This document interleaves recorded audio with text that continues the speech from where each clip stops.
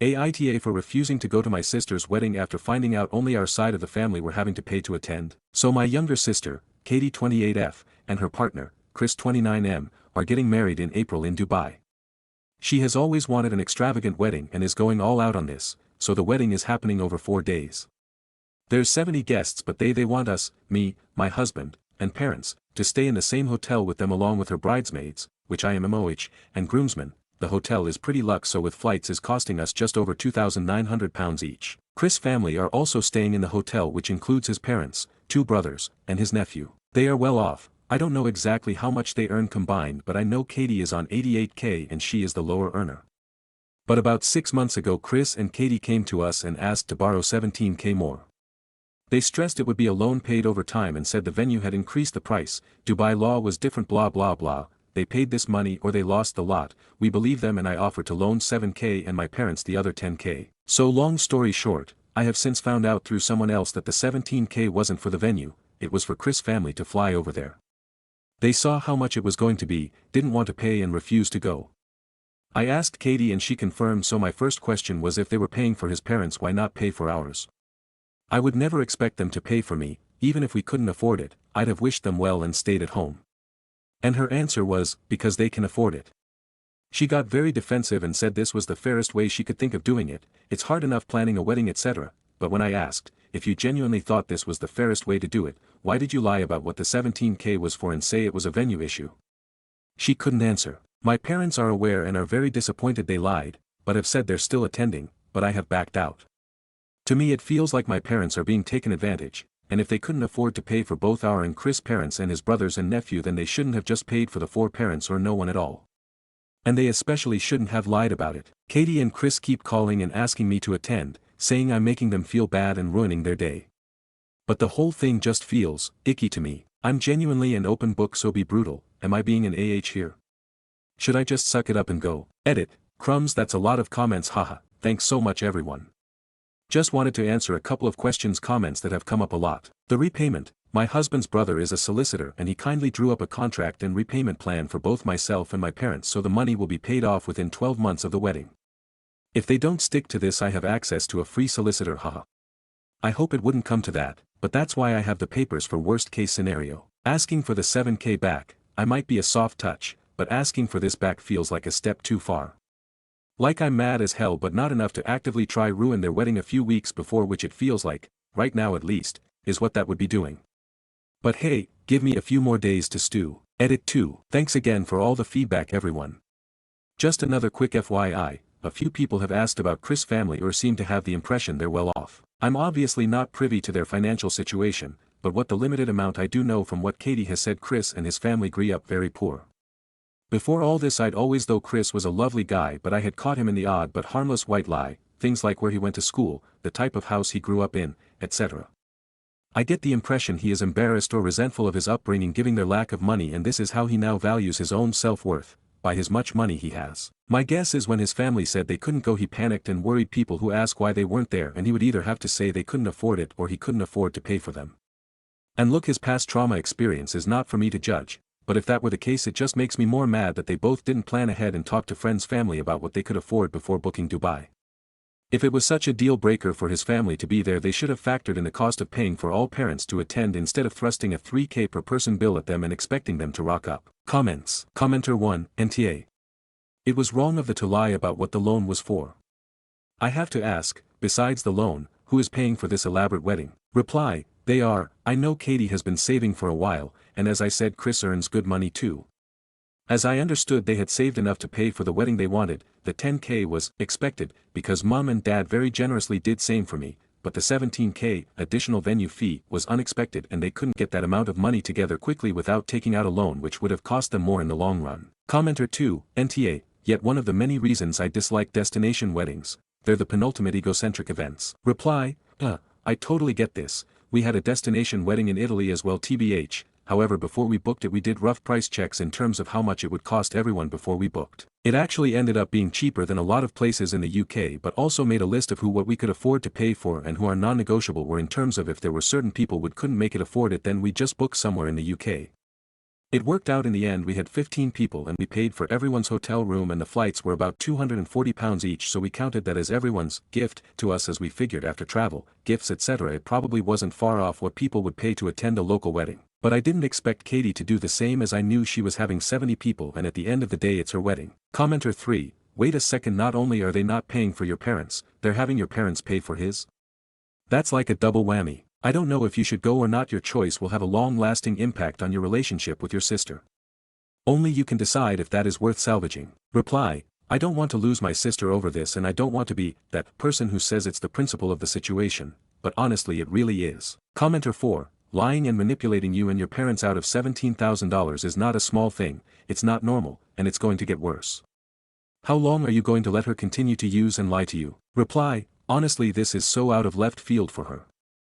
I've never known her to do anything like this before, it's still sinking in. Commenter 5, honestly, if she is willing to lie about this now, what else will she lie about to you all in the future about, especially when dealing with her in-laws, or at the request of her husband? Reply, this is the first time I've ever known her to lie to me.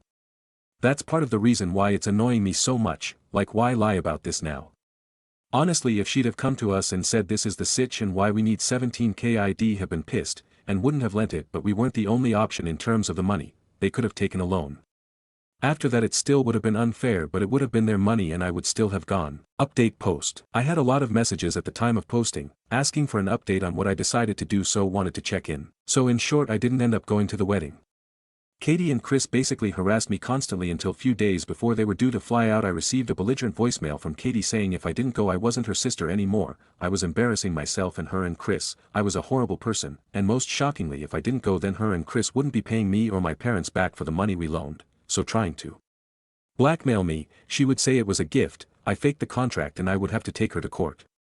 She was clearly drunk at the time. The voicemail was left on the night she was having her at-home hen do, which I also obviously didn't attend, but it was so beyond anything I thought she was capable of. I ended up sharing it with my parents and they also reluctantly pulled out of attending. I heard through friends and family in attendance at the wedding after her and Chris were telling everyone I had alienated her from her family and told lies to our parents. We gifted money and expected them to pay for us etc., and they made the decision to uninvited myself and my husband. Other, more insulting things were said that I don't particularly want to go into. Suffice to say they were very hurtful. As I mentioned in my post, I had my brother-in-law, solicitor, draw up a contract for repayment for both myself and my parents. What was supposed to be the first repayment date passed without word from either of them, so BL picked up from there. His attempts to reach them were ignored apart from one email from what I think was a fake law firm outlining the money was gifted, the contract was fraudulent and to take them to court basically. In response to that, BL sent a copy of the voicemail Katie left and a final demand outlining the payment plan was now null and void and we wanted the money in full within 30 days or we would indeed be going to court. Magically the full amount appeared in our accounts 5 days later. Again, I've heard on the grapevine since the wedding they have been telling anyone who would listen we asked for our gift back out of the blue and disowned them and how much of a difficult financial position they are in because of this. So that's that. I can't see myself having a relationship with her after this, which is devastating, but at the same time, I truly believe now after everything that isn't my fault. Sum of comments. Commenter 1, I'm a petty person. I would upload her message to all social media sites and tag her in them so people can hear, in her own words, how she was going to lie about all of that. You were NTA then and you are still NTA. Reply, everyone who has let me know what they've said has had my back and called her out on her lies, without my needing to fill them in the situation. She's doing enough damage in her own. At this point I think the best thing I can do is let them dig their own grave and stay silent. To another commenter, everyone they've bitched about me to so far, that I'm aware of have called them out and known they're lying. Any more who believes them without at least talking to me, I'm not too bothered about, as clearly I shouldn't have them in my life. So I'd rather just stay quiet, let her help we work out who should be in my life and who shouldn't. Commenter 2, I responded to someone in my original post to say we are by no means wealthy, my husband and I both work and have no kids, so we have disposable income, but we also save and that is where our money comes from. My parents loaned them the money from premium bonds they had saved. 17k across my parents and I is certainly a significant amount, hence why I had a contract drawn up. Initially I never demanded they pay for our parents, but when I found out Katie had lied to me and told me the loan was due to unexpected venue costs and not for Chris's parents and siblings' family, I asked why she had lied. It was after that I said she should pay for our parents. My feeling is just because they were sensible, worked hard and saved, doesn't mean they are obligated to pay, at least no more so than his parents. Stories number 2. Aita for telling my friend she has to pay double if she wants to pay for 2 people. Here's the story. basically, my friend, let's call her Ashley, and I are going on a trip with 3 other people, Jess, Emily, and Sam.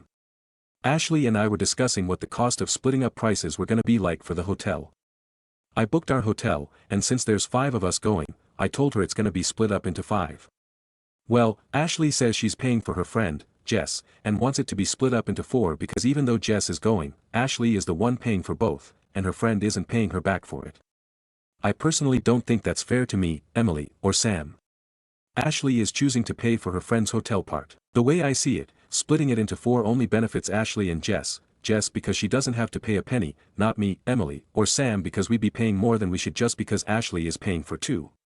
But she's combining 2 into 1 because it's just her paying. If this is confusing at all, here's a mini breakdown of fake prices. Total of hotel, $100. 5 people equals 5 payments, $20 EA. How Ashley wants to do it. 5 people equals 4 payments, $25 EA. Because she's paying for 2 people, including herself, but she's only counting them as 1. That would mean me, Emily and Sam have to pay more than what we're supposed to owe. I don't think this is right. The way she wants to do it makes it to where Sam, Emily and I are also paying for Jess's part, not just Ashley. I'm pretty sure Ashley is upset with me because I told her that it needs to be split into 5 to make it fair for everyone else and she's not really been talking to me, so Aita. Relevant comments. Commenter 1, NTA, what are the sleeping arrangements? Could hinge price on that? Who's on a bed, a couch, sharing a bed, etc.? Reply, I believe it's 2 full-sized beds and a sofa bed. Ashley and Jess would be sharing a bed because they're closest with each other. We haven't decided the rest of the sleeping arrangements yet though. But 2 on the other bed and 1 on the sofa bed most likely. Commenter 2, NTA, to your logic yes, Ashley should be paying $40 while the rest of you are at 20. I have to ask though, is your friendship worth whatever the real additional amount you 3 would have to pay? Also, is she just paying for Jess for the hotel or is all split cost items for the trip? Reply, I've talked to the others and they're not comfortable paying extra either and they don't know Ashley very well. I'm not gonna make them pay for someone they don't even know. Ashley did say it's just for the hotel that she's paying for Jess, but that might change in a couple months when our trip actually takes place. Who knows? But my main focus right now is the hotel. OOP has mentioned a few times in the comments about the prices listed. Reply, how many times I have to say this, but I said I in the post that the prices I used in this post were fake prices. The hotel price was so much more expensive than the fake prices I used. It's not just $5. No one is comfortable paying the extra because Emily and Sam hardly know Jess, and we've all got our own stuff to pay for during this trip. This trip is expensive. It's not that I'm not willing to keep the peace. It's that I'm not willing to be scammed. Update. First of all, I want to thank everyone who responded and for the tips. I made the post to make sure I was thinking correctly, even though I truly couldn't make sense into what Ashley wanted to do, but I mainly posted it because my friend wasn't talking to me, so I thought I might have been the AH. Putting out there that everyone going on this trip are young adults ranging from 18 to 22. Ashley and I are 21. I noticed a lot of people misunderstood my post. So I'm gonna clarify a few things. Jess was going on this trip whether Ashley pays for her or if she pays for herself. She was always going to come and is an original member of the group that's going. I had just gotten the news that Ashley is deciding to pay for her share of the hotel. But Jess isn't paying Ashley back. So I think Ashley got confused because since there's only 4 people paying, she thought the bill should be split up into 4. But that's not how the bill should be split up. It should be split by however many people are staying, not paying. Because Ashley is choosing to pay for Jess. She doesn't have to do that. The prices I used in my post were fake prices to make it simpler to explain. The actual cost of the hotel was way more than the examples I used. Something I forgot to mention is that Ashley and I have never had an issue splitting up bills before, so I thought this was extra weird of her to try to pull. We've just never had this problem before. Also, a lot of you were saying this will be a continuous problem during the trip, like for food or anything else. But whenever we've been on trips before and ordering food or whatever, usually we order separate, so that shouldn't be a problem during this trip. Another thing I didn't mention in the original post was that the hotel room states it sleeps 6 people. There's 2 full-size beds, and a sofa bed. If this is really that important, but a lot of people were asking. Jess and Ashley would be sharing a bed, and most likely me and Emily will share a bed because Sam made it very clear that she wants the sofa bed, lol. But I do not think it should be split up by beds or sleeping arrangements because we're all sharing the same space. Also, something I didn't mention was Ashley said she was only paying for Jess' hotel part and that anything else was coming out of Jess' pocket. Now for the actual update. I've talked to both Emily and Sam about it and both agree it should be split 5 ways, and if one person wants to pay for another person then they have to pay double. Neither of them are comfortable paying the extra because they don't know Jess very well if at all. I also tried to explain to Ashley with examples like, if I'm paying for Sam and Emily then it would be split up into two, and you're paying more for just 2 people than I am for 3. And then explained to her that it just wouldn't be fair if I did that to her.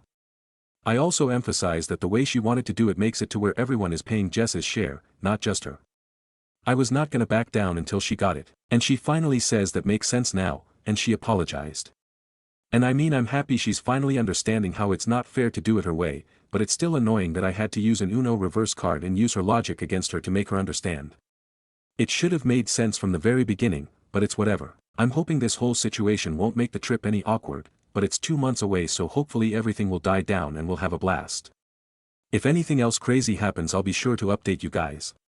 Thank you again for all the replies and support. Stories number 3. Aita for offering to make sweet 16 favors for my coworker's daughter and scaling down what I was planning on doing after she was rude to me. I run a small family party business from my home as a second job. My coworker is a single mom with 5 kids. Over the years I have offered a few times to make party favors and decorations for her kids' parties as a gift. Things are a struggle for her and I just wanted to do something nice for her kids. I buy all the supplies and my labor is free and is their gift. The scale and cost of everything changes depending on the event. I do this for my nieces and nephews as well. I enjoy doing it and I think it makes people happy. A few weeks ago I offered to make sweet 16 favors and some decorations for a small restaurant party for my coworker's daughter. One night I FaceTimed with the mother and the daughter and we were discussing colors. She picked light blue and light pink as her color scheme. That's not colors I normally would associate with a sweet 16 and I mentioned it to her that I was concerned it would look more like a baby shower. She snapped at me and said I want light blue and light pink. Okay, got it. A few days later, I'm speaking to the mother that I wasn't finding a lot of sweet 16 items in that color scheme. She picks up the phone and calls her daughter on speaker phone and explains to her the issue. The daughter abruptly says, what part of light pink and light blue does she not understand? I know she is a child and has had a rough road but am Aita for not going the extra mile making them.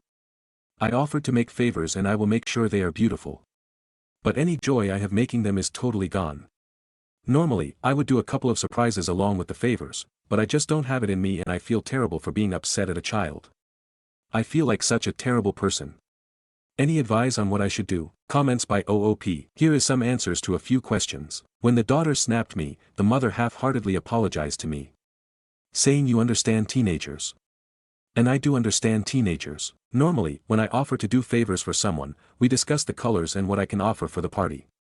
I will give the person my honest opinion and make sure they're aware that I might not have exactly what they want. She wanted things that said sweet 16 in her specific color choice, light blue and light pink. I was unable to find that. I can find pink alone, but not the combo. I wanted to make sure she understood. Not to criticize her, but just to make she was aware it might not be exactly what she was looking for. It's not worth my time to make something for someone if it's not exactly what they want. I ask clients and family members to make sure I understand what they want. I have no personal opinion of any kind. I could care less what colors people pick or theme they use. Not my business. But I'm not gonna shield away from being honest. I will explain to them the situation issue and let them decide what they want. I have offered my services for free for 1 million events. School events, teen fundraisers, nursing home gifts and thousands of raffle baskets. All for free. Remember, this is my second job, money is tight. If I offer something, it's with a whole heart. I've known this child since she was an infant, and I am upset. I want to do something beautiful for her but I can't get over the fact that she was just so rude. I feel the mother should have corrected her. Somebody comments maybe daughter is no binary and wanted to come out at the party. My husband asked me the same thing. Honestly, I don't think so. I think if she wanted to do that, I think the mother would be open to that. I definitely would be open and would be excited to do that for if that was her choice. I can get random pink and blue 16 items on Amazon in one day, that is correct, but that's not what she was looking for. She showed me a couple of items that she liked on Pinterest and those specific items do not come in light pink and blue. Most of the items she was looking for were only offered in hot pink and gold or black and gold and pink and white. I can totally add blue into the bag, but her mother said she didn't like that. I offered to do half blue bags, half pink bags, and once again what she looking for. She was looking for a specific friendship bracelet that said Sweet 16 Squad, a very specific travel cup that I can cricket, but they are not offered in those colors. I'm not a manufacturer. I'm a party planner, I can't make the items come in those colors. My lack of suggestions ideas is not the issue. She wants something they don't make. Update. Last week I was looking for advice on a situation. I run a small party business from my home as a second job. I had offered to make sweet 16 favors for a coworker's daughter who was having a small restaurant party. I was paying for all the supplies and the favors were my gift. My coworker is a single mom with 5 kids. I really offered because of my relationship with the mother. We worked together over 20 years and I really do love her. She's had a very hard road the last few years. 2 really crappy husbands, and honestly terrible taste in men. I was discussing the color scheme with the daughter and mom over FaceTime and she had mentioned that she wanted light blue and light pink as her colors. I don't typically associate those colors with a sweet 16, I was slightly concerned it might look like a baby shower. She was not happy with that statement and repeated light pink and light blue, in a super harsh tone. A few days later, I spoke to the mother and I explained to her I was having issues finding what her daughter wanted in those colors. She called her on speakerphone with me in the room and the daughter say loudly, "What part of light blue and light pink does she not understand?" I walked away super upset. I had planned on making her favors and then surprising her with going to the restaurant before the party and use matching tablecloths, chair covers and fancy balloon centerpieces. The mother and I had talked about this, but the daughter did not know. It was going to be surprise. I just didn't feel like doing the extras after she acted like that. Answers to all the questions that came in. The daughter absolutely knew that this was my free gift to her, she knows there's no charge for this. She knew that I was on the call both times. A number of people thought I was rude for saying I didn't like the color scheme. Unfortunately I'm a doormat, the daughter set the tone of the conversation early on, and there was no way to get it on a positive tone. All I could think is that she didn't like having a small party and that she wanted something much bigger but her mother cannot afford it. A number of people thought that this might be a coming out party of some kind, I know that it's not. A number of people thought I was being too sensitive. That I needed to get over a rude 16-year-old. I deal with rude people every day and I do it with a smile. Honestly, it's a gift. Being rude just means you're not happy. But I was upset because I've known this child since the day she came home from the hospital. I would have hoped I meant a little more to her. Apparently, I was incorrect. I know better now. A number of people thought the mom was wrong for not correcting the daughter immediately, sadly I agreed. It was such an uncomfortable conversation.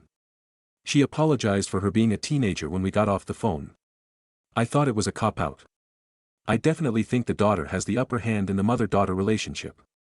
Getting me involved is just awful. Lastly, so many people told me not to make the favors, to tell the daughter that I was unable to find what she wanted and unable to make them.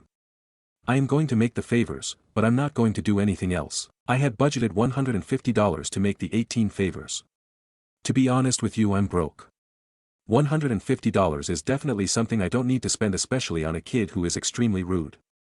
I totally offered and I will absolutely make them, but I'm not going to do anything else. Let's explain me, I can't help volunteering. No matter what it is, I'm the first one to volunteer. I offer my time and my party supplies, way too easily. I am at the point now where I do more free labor work than I get paid. Even if somebody pays for the supplies, it never covers the whole thing. It always cost me something. I have to start working on getting paid parties and less free stuff, but I'm really having a hard time with so many people who are so used to getting my services for free. Last week a woman asked me to make favors for her daughter's college bed party. In the past, she had paid for only my supplies. I explained to her that I could no longer do it, but I would have to charge her and give her a good discount. She was totally upset that I had the nerve to ask her to pay. I've done 4 or 5 things for her for free in the past, but for some reason, she felt I was in the wrong. She bitched to so many people about me, how dare I charge her? Meanwhile, we're not even close friends. My Reddit family is a harsh judge. You have given me some perspective to realize that all of this is absolutely my fault, that I allowed my friend's daughter to talk to me that way and that I'm stupid for making the favors. I just don't have it in me to not make them. But it's really pushing me to take a stand and set some kind of boundaries because I can't keep giving it away for free. It is going to be the death of me. I'm way too stressed about meeting deadlines for people for free and not taking on more paid work. Wish me luck. Update 2. A few weeks back, I asked for advice. I had offered to make sweet 16 favors for the daughter of a long-time coworker friend, sweet 16. She was having 20 girls at a small restaurant. The favors were my gift and I had $150 budget. My friend coworker is a single mom of 5. I just wanted to try to do something nice for my friend. I have a small family party business as a second job and I thought I could help. I fully admit I'm a doormat and I offer to help people way more than anybody would offer to help me. It's so hard for me not to offer. I had FaceTimed with the mother and daughter to discuss colors for the favors. The daughter said she wanted light blue and light pink. I told her I was worried that it might look like a baby shower. She then rudely answered back, light blue and light pink. In my previous post, a lot of people criticized me for being negative about the color. As I explained before, I really didn't care what color she picked, I just was worried it looked like a baby shower. We had one more negative interaction and I decided to do the favors I promised, but I decided not to do anything extra. I was thinking of going to the restaurant and setting up tablecloths and chair covers. I know this child since the day she came home from the hospital. I was very upset about our interactions. She knew this was free and that it was my gift to her. So the party is this weekend and I brought the favors to work today. I made 24 pink gift bags with blue tissue paper and matching wired ribbon. Each bag has chocolate-covered pretzels, chocolate Oreos and chocolate marshmallows, labeled chopsticks, cute pink sunglasses with the birthday girl's name on the side. My friend thinks her daughter's going to love them, which I'm happy to hear. As I walk away, she asked me if I can do one more favor for her. She wants me to make a favor bags for her boyfriend's daughter's bed party. Bed party is for high school senior girls, their friends bring them swag from the college they were accepted and decorate her bed with the school colors. Honestly, I was floored. I have never met this girl and no, my friend did not offer to pay for the favors. I told her I'm so sorry but unfortunately, I can't. She said she understood but for the last few hours, things have been weird between us. The old me would be making these favors, the new me says no. I have to remember no is a word. I have been pretty good about saying no to people since my last post. The only thing I have agreed to do is 2 raffle baskets for a childhood cancer fundraiser and 2 baskets for my kids' school fundraiser. I know I'm a work in progress but today my friend reminded me that I need to think of me first. Stories number 4. Aita for leaving my SIL's house after she invited me over to not be alone, but just wanted free childcare. I, 25F, had to put my cat down unexpectedly, and it has completely shattered me. He wasn't just a pet, he was my best friend, my emotional support, my companion through everything. I've had him since I was a teenager, and I loved him more than I can explain. Making the decision to let him go was the hardest thing I've ever had to do. I held him in my arms at the vet while he passed, and I genuinely don't know how I made it home after. I cried all night. I didn't sleep. I didn't eat.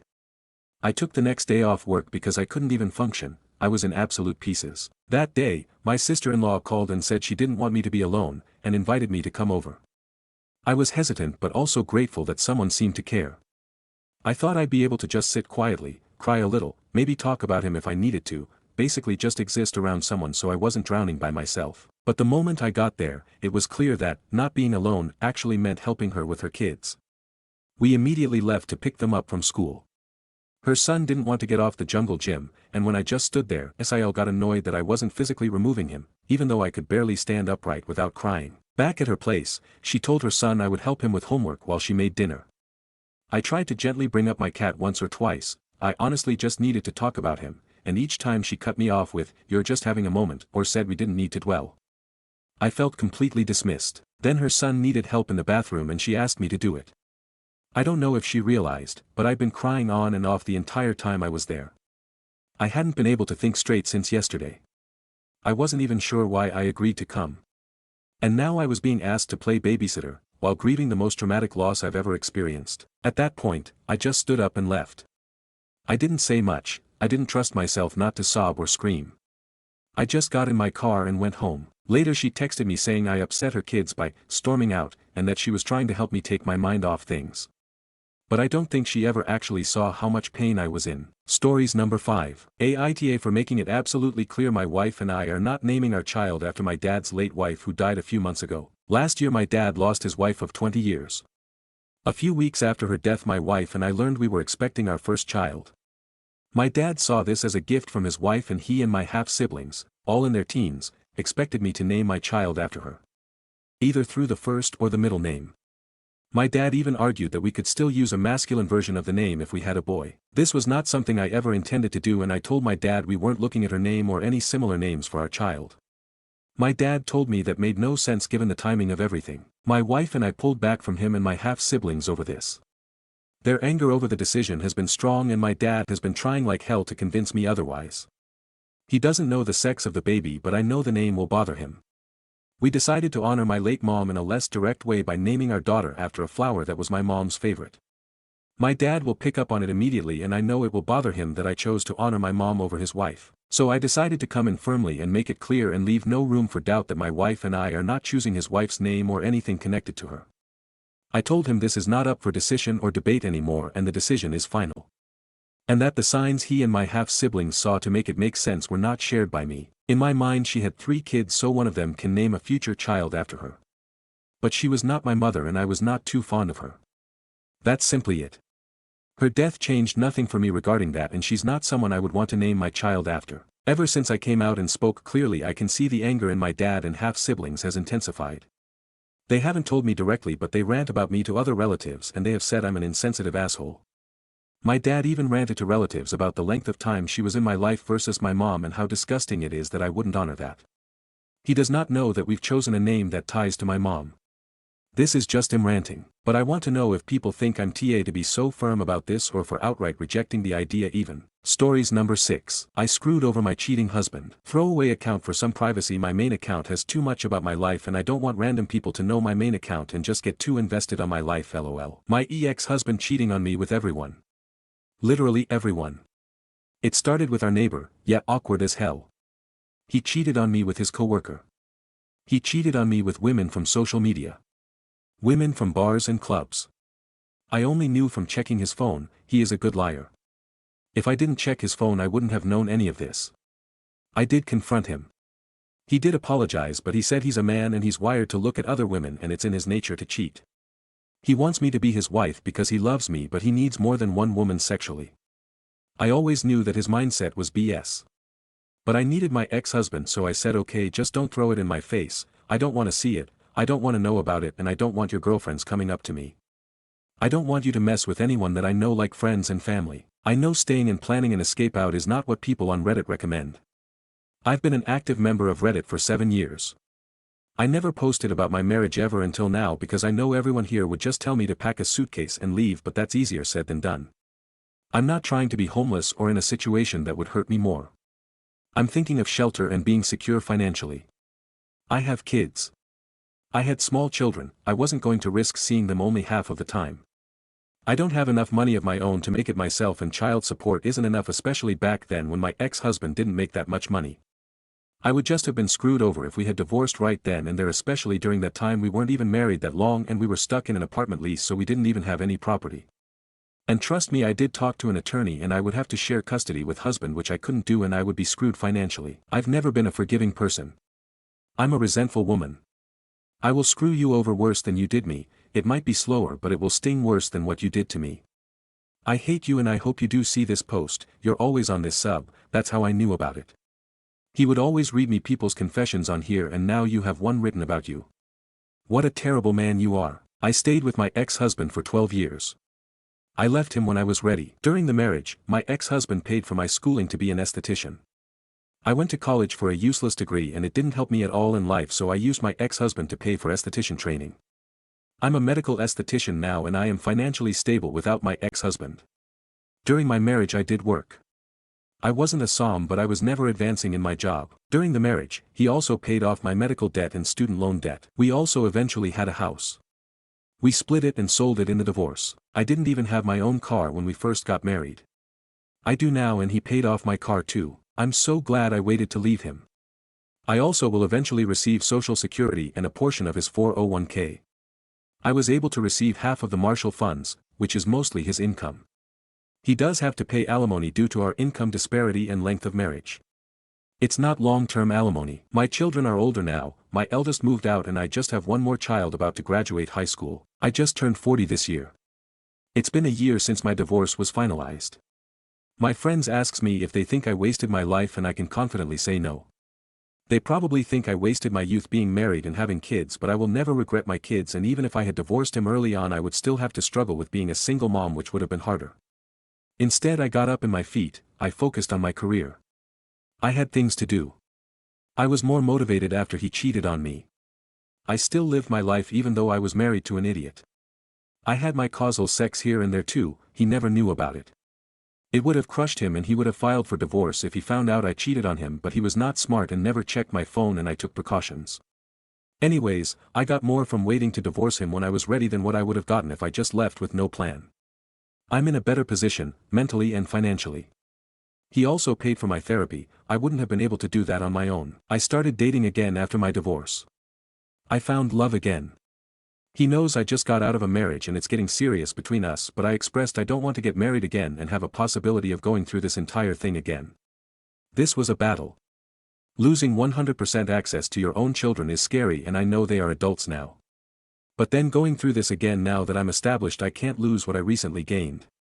I hope my boyfriend can get over the fact that I don't have any interest of getting remarried again, but I'm happy with a long-term relationship with no cohabitation. If you actually read this far, thanks for listening, and I hope everyone here has a great Thursday. Stories number 7. Wibta for cancelling my sister's wedding because it was my wedding first. I was meant to get married on the 1st of February, which was mine and my ex-fiancé's anniversary.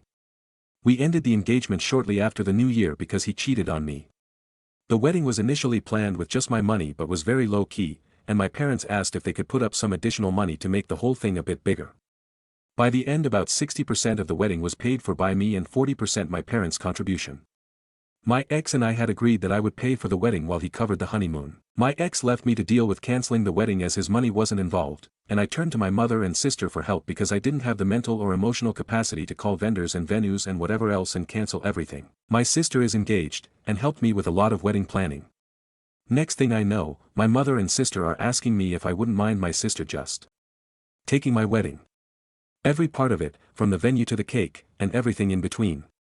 The sole difference will be the wedding dress, and even then she said if she can't buy off the rack she might have to get mine tailored to fit her instead. I called off my engagement less than 3 weeks ago. I am a fucking mess. I reached out to my family to help me cancel the wedding, and my sister is planning to take it over instead. My sister has rung round our family explaining that she's taking over before she told me this. They are all attending.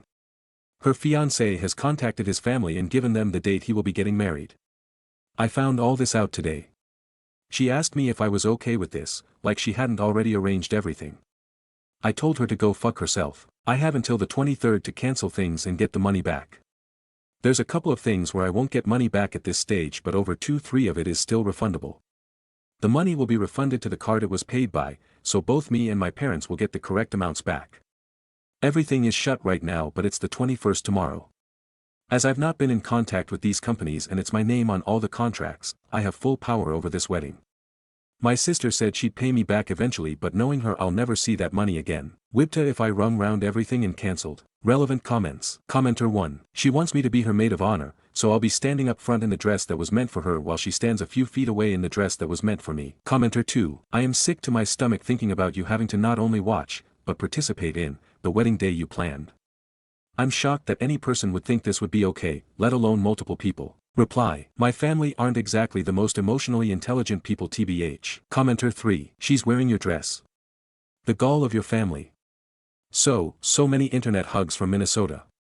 The internet is on your side in this, good grief. Reply. She says if she can buy off the rack she will, but the wedding is in 10 days and we're the same size, so if she has no luck she'll be borrowing my dress. Commenter 4. Wait, so they're taking your date too? I just assumed they were going to move the date so you could still keep the deposit and not lose money. Sheesh. Nta. Cancel that mess. Reply. The whole thing, including date, which me and my ex, actually chose because it was our anniversary. So that's lovely. Commenter 5. Info. Does your sister hate you? Is she trying to be hurtful? Reply. Probably. Commenter 6. Will you please show your family this thread so they maybe get some sense knocked into them? Reply. They'd probably get mad at me for posting their business online. Commenter 7. It's your business. Your wedding, that's it. Commenter 8. NTA your family's horrible for not clearing it with you first. Your wedding fell apart due to your ex cheating on you, and everyone's first thought was to let your sister take your wedding without taking your feelings into account. Dog, that's beyond fucked up. You do you, dog, sorry about your situation. Reply. When I asked what the fuck they were thinking, my sister actually said to me, it's not like he died, like cheating was the reason they chose to do this. Commenter 9. Info. Why not tell her straight up that you will cancel if you do not have a check clear before the 22nd? Reply. Because she will try and talk me out of it, and I don't care half as much about the money as I do the prospect of having to go to my sister's wedding. She wants me to be maid of honor, even after I snapped at her, and watch my sister wear what was meant to be my wedding dress to what was meant to be my wedding and deal with all the invitees who know this was meant to be my wedding barely a month after I called off my engagement. And even in future if I ever talk to her again after this I will Have the knowledge that she had my wedding, which is going to make ever having any sort of closure on this whole thing very difficult. Commenter 10. Who is currently in possession of the wedding dress? Make sure it's with you and she can't get access to it. The shop may refund, but you're probably going to have to sell it online. Reply. I left it at Mum's house. I was going to get ready at her place because she's closer to the venue. Which means that my sister probably has it by now. And I hate myself for leaving it there. Update. I talked to my sister and explained how upset I was and how hurt this made me feel, and she said that this was a good thing, and it would be therapeutic for me to see good come from bad. I said that is really not what it's feeling like on my end, and to me it feels like I got cheated on a month before my wedding, and my sister said she would cancel everything for me and then decided that getting married in my dress in the venue my ex and I picked out together on my anniversary date, and this did not feel good. I said if she wanted to buy the wedding off me then I needed payment in full for my 60% by the 23rd, and I wanted to switch out our names on the contracts. She said she was hoping for closer to a payment plan, where she paid me back 50% of the 60% I put down in monthly installments over the next 10 months. She wanted to pay me back 5% per month for 10 months and I still wouldn't get all my money back. I've made calls and cancelled everything. Everything was paid for by me and my parents' money paid primarily for upgrades to the things I'd already bought. The money will be refunded to whoever paid for it, so myself and my parents will all get the correct money back. However, with some, like the caterer, we've lost the deposit entirely. With some, like the venue, they kept part of the money, average 50%, but some kept more and some kept less, and with some, like the baker who was a family friend and hadn't started on the cake yet, they completely refunded it. I think the fact that I was open that the wedding was off because he cheated made them feel bad for me and probably made a few of them more lenient on refunds, didn't just bring it up for the sake of it. Most of them asked if I'd wanted to reschedule.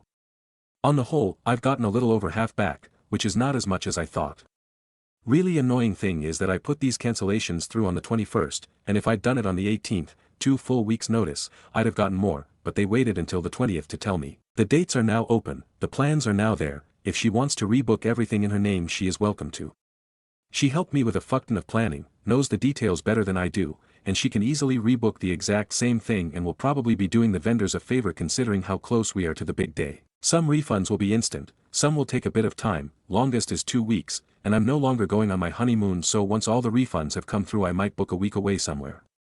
Not sure what's happening with my sister mother family at large. In total, I would have gotten more back from my sister than I would from the venues, but it would be a year wait on her repaying me versus a few weeks on the venues. Currently drafting a Facebook post to tell the family what happened without me looking like a total bitch.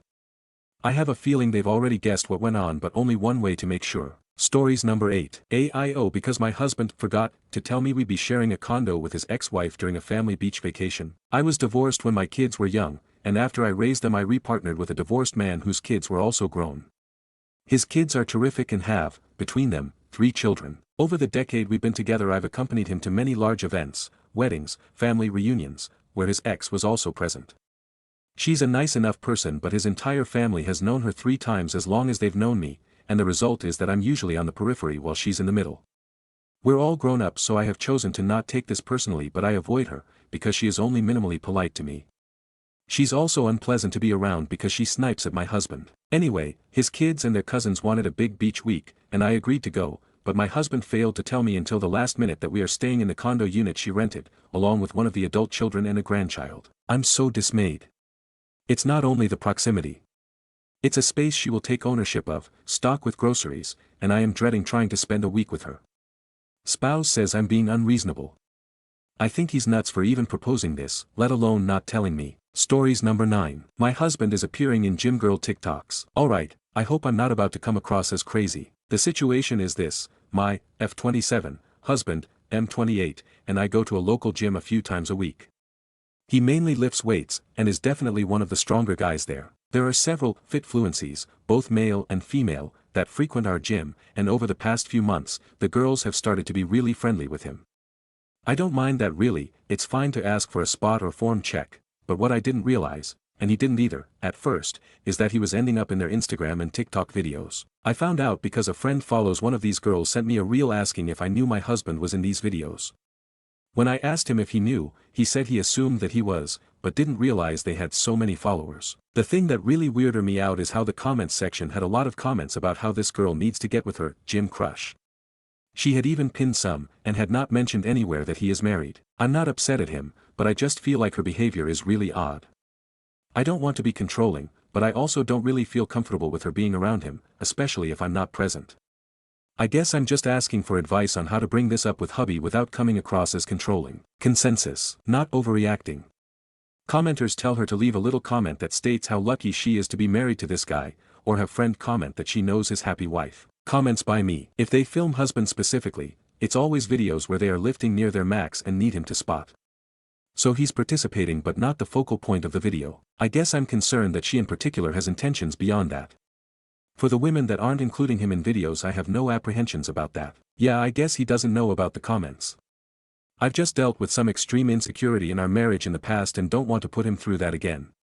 I was actually genuinely overbearing partner in the past and he loved me through it, so I'm trying to trust him here. If he wears a ring and if influencer woman knows he is married. Honestly, I've not paid attention.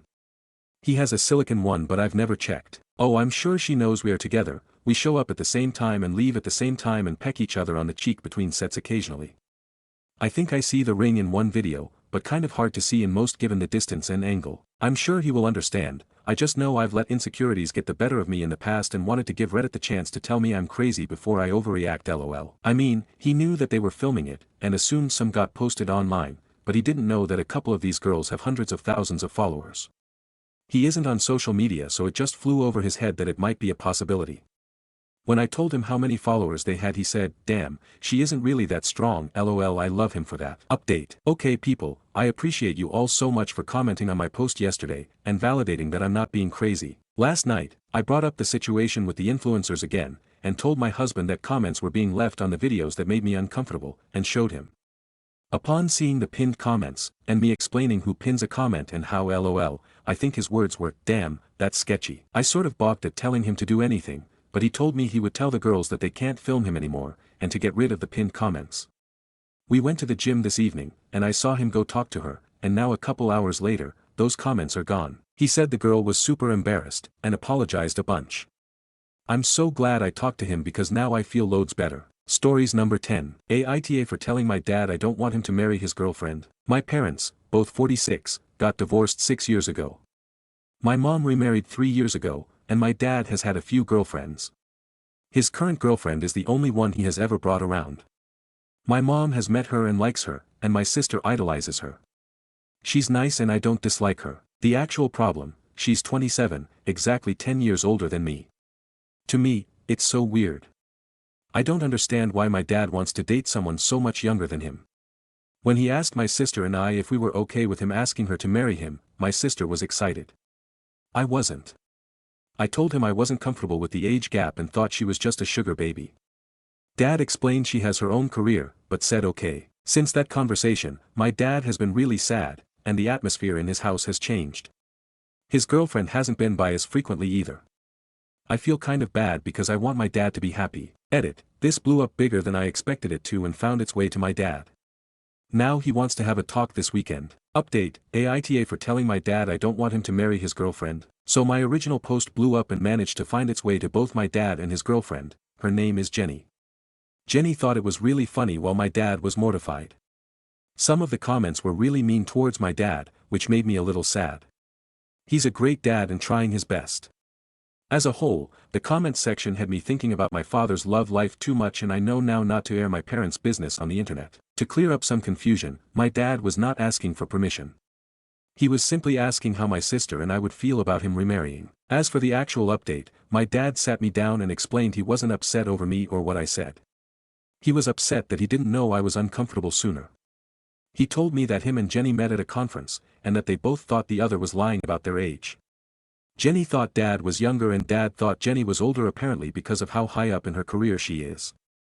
It was nice to hear that dad wasn't intentionally going for women in their 20s and that Jenny was the first girl he dated that young. Jenny took me out solo for matcha the other day too. She said she never wanted to be a mom and doesn't want kids. She said that she liked that dad already was a dad to older kids and didn't want more, and that's why she kept dating him. She said she doesn't want me to think of her as a stepmom, just a cool adult. I apologized for calling her a gold digger, and she said it wasn't a problem. Apparently she could see why I would have thought that and isn't upset. Jenny wants the internet to know that she's about to turn 28 in a few days. Anyway, dad's not really upset with me. I still like Jenny, everything has been cleared up and I'm not really uncomfortable anymore. Stories number 11. Aita for throwing my sister out of my birthday party after seeing my cake. I, 28, got my first job with a decent salary this year and I wanted to celebrate it by throwing a bigger birthday party. My sister, 32, is a baker and I love her cakes, so I asked her to make me a birthday cake. We planned it for 2 months, designing the whole thing, changing details, adding something here, taking something away there, etc. I'll also say right away that I paid her for the ingredients and her time. She got more than earns normally. Everything seemed to be going great, but on my birthday she came an hour early with a cake and, it wasn't what we had planned. It was terrible. All the decorations looked weird, the colors were mixed so much that sometimes they looked black, words had errors. I asked her what happened. She then proudly announced to me that her daughter, 10, helped with the baking and 80% of the cake was her idea. I got mad. Like, very angry. I told her that I hoped she was kidding and that it was some fake cake and she had the real one in her car or something. But no. This nightmare was a real, and my sister still didn't understand why I was angry. I told her to go away. She was still confused. We had a huge fight and I ended up throwing her daughter, she was in the living room, she didn't see the whole conversation, and the cake out. Then I went to the store and bought 3 cakes. The birthday party went well, but a few people asked about my sister. And the next day my sister started complaining about how I treated her, which led to a conflict in the family. Some are on her side, some are on mine, and others think, well, my sister shouldn't do that, but I should be the cool aunt and enjoy the cake.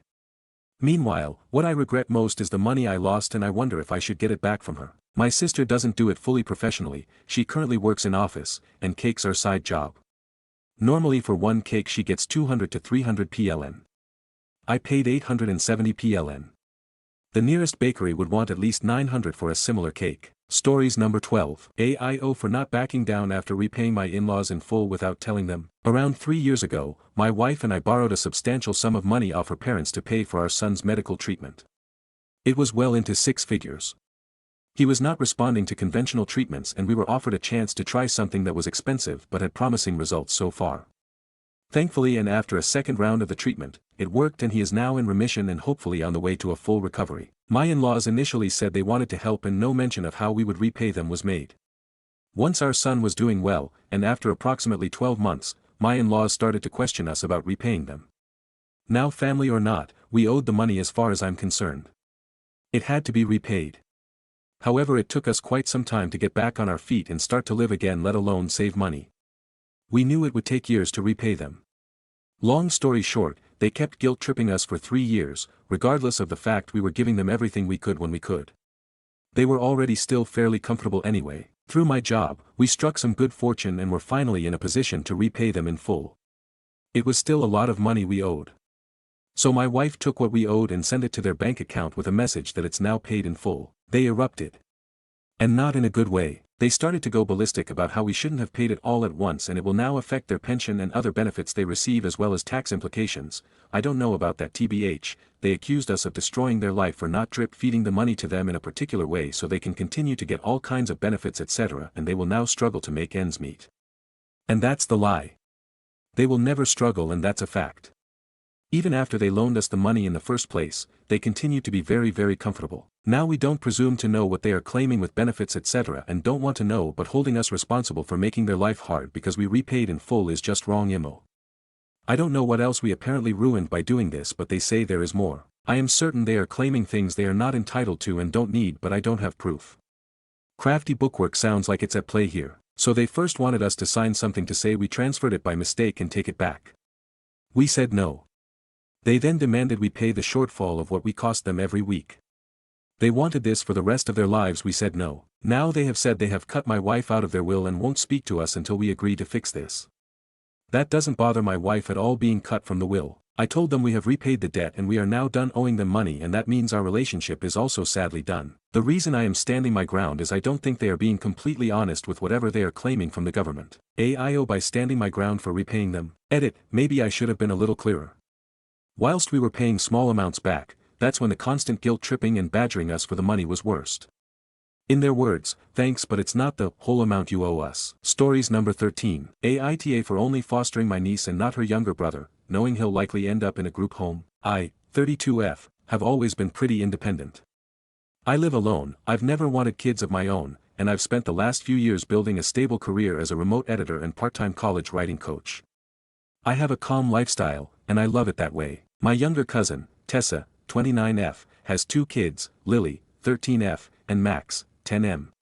Tessa and I were never especially close, but I've always cared about her kids. Lily is quiet, artistic, and a bit introverted.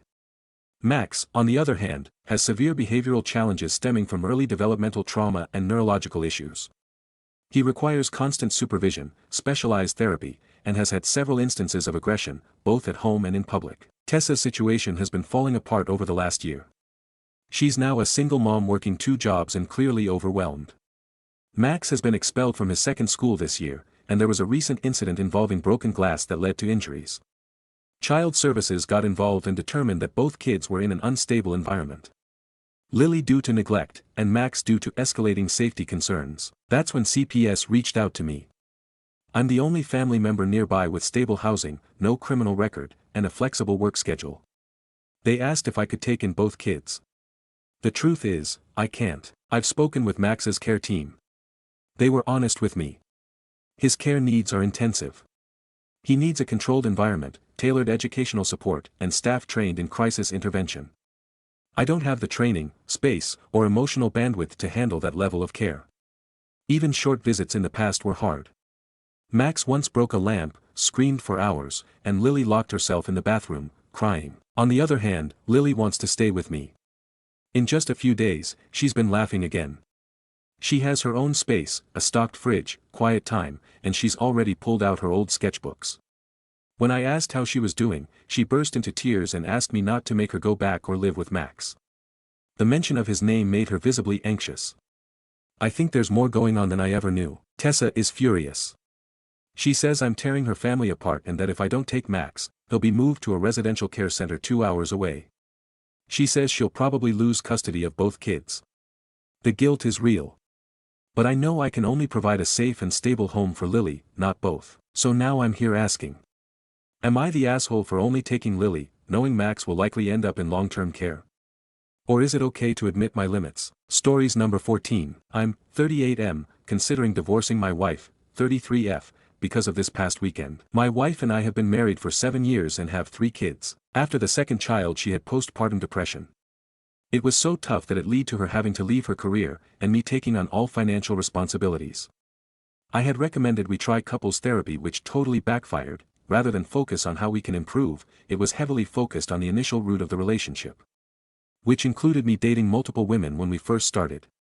This was known but caused insecurity and a lack of trust at a core level. I understood the therapist's intent to get to the core of our relationship issues, but I felt the sessions were focused on my issues, rather than our issues.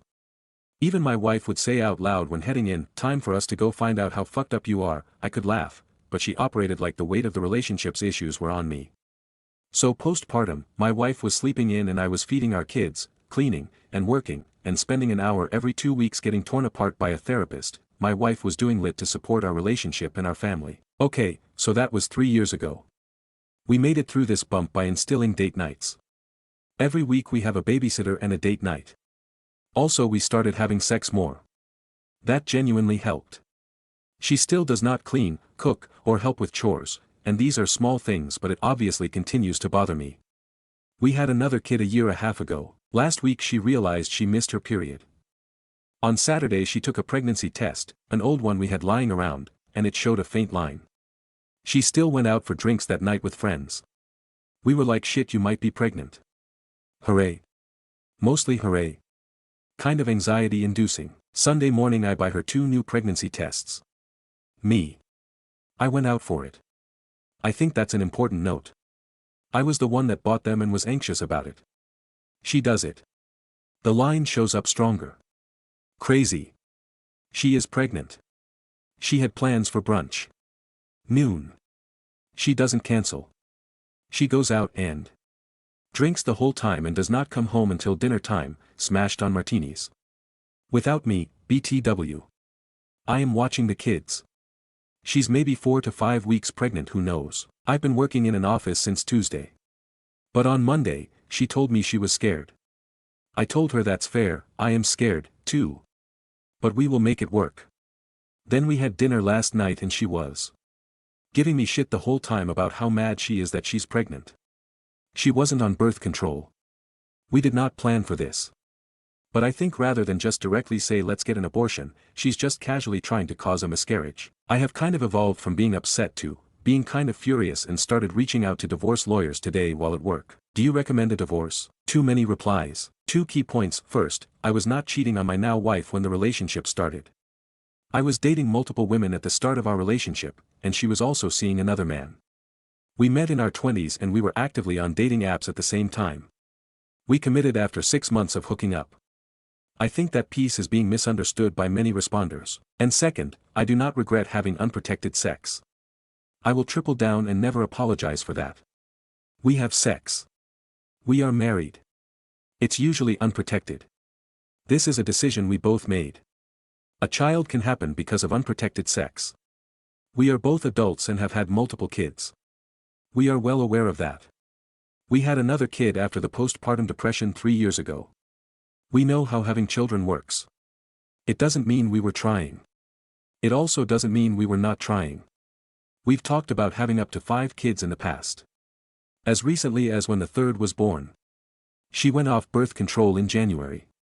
It relates to her mood and that's her choice to do so. I wasn't consulted about the decision, but I was informed she was off it. Additionally, many people's anger at us makes me feel my anger was more than justified. We talked tonight. We are likely going to get an abortion, but right now we're working through it and she said she will stop drinking and apologized. We did not even talk divorce. Thank you for those that offered legitimate advice and didn't just attack. Stories number 15. He cheated, he really cheated. I'm on mobile and typing through my tears.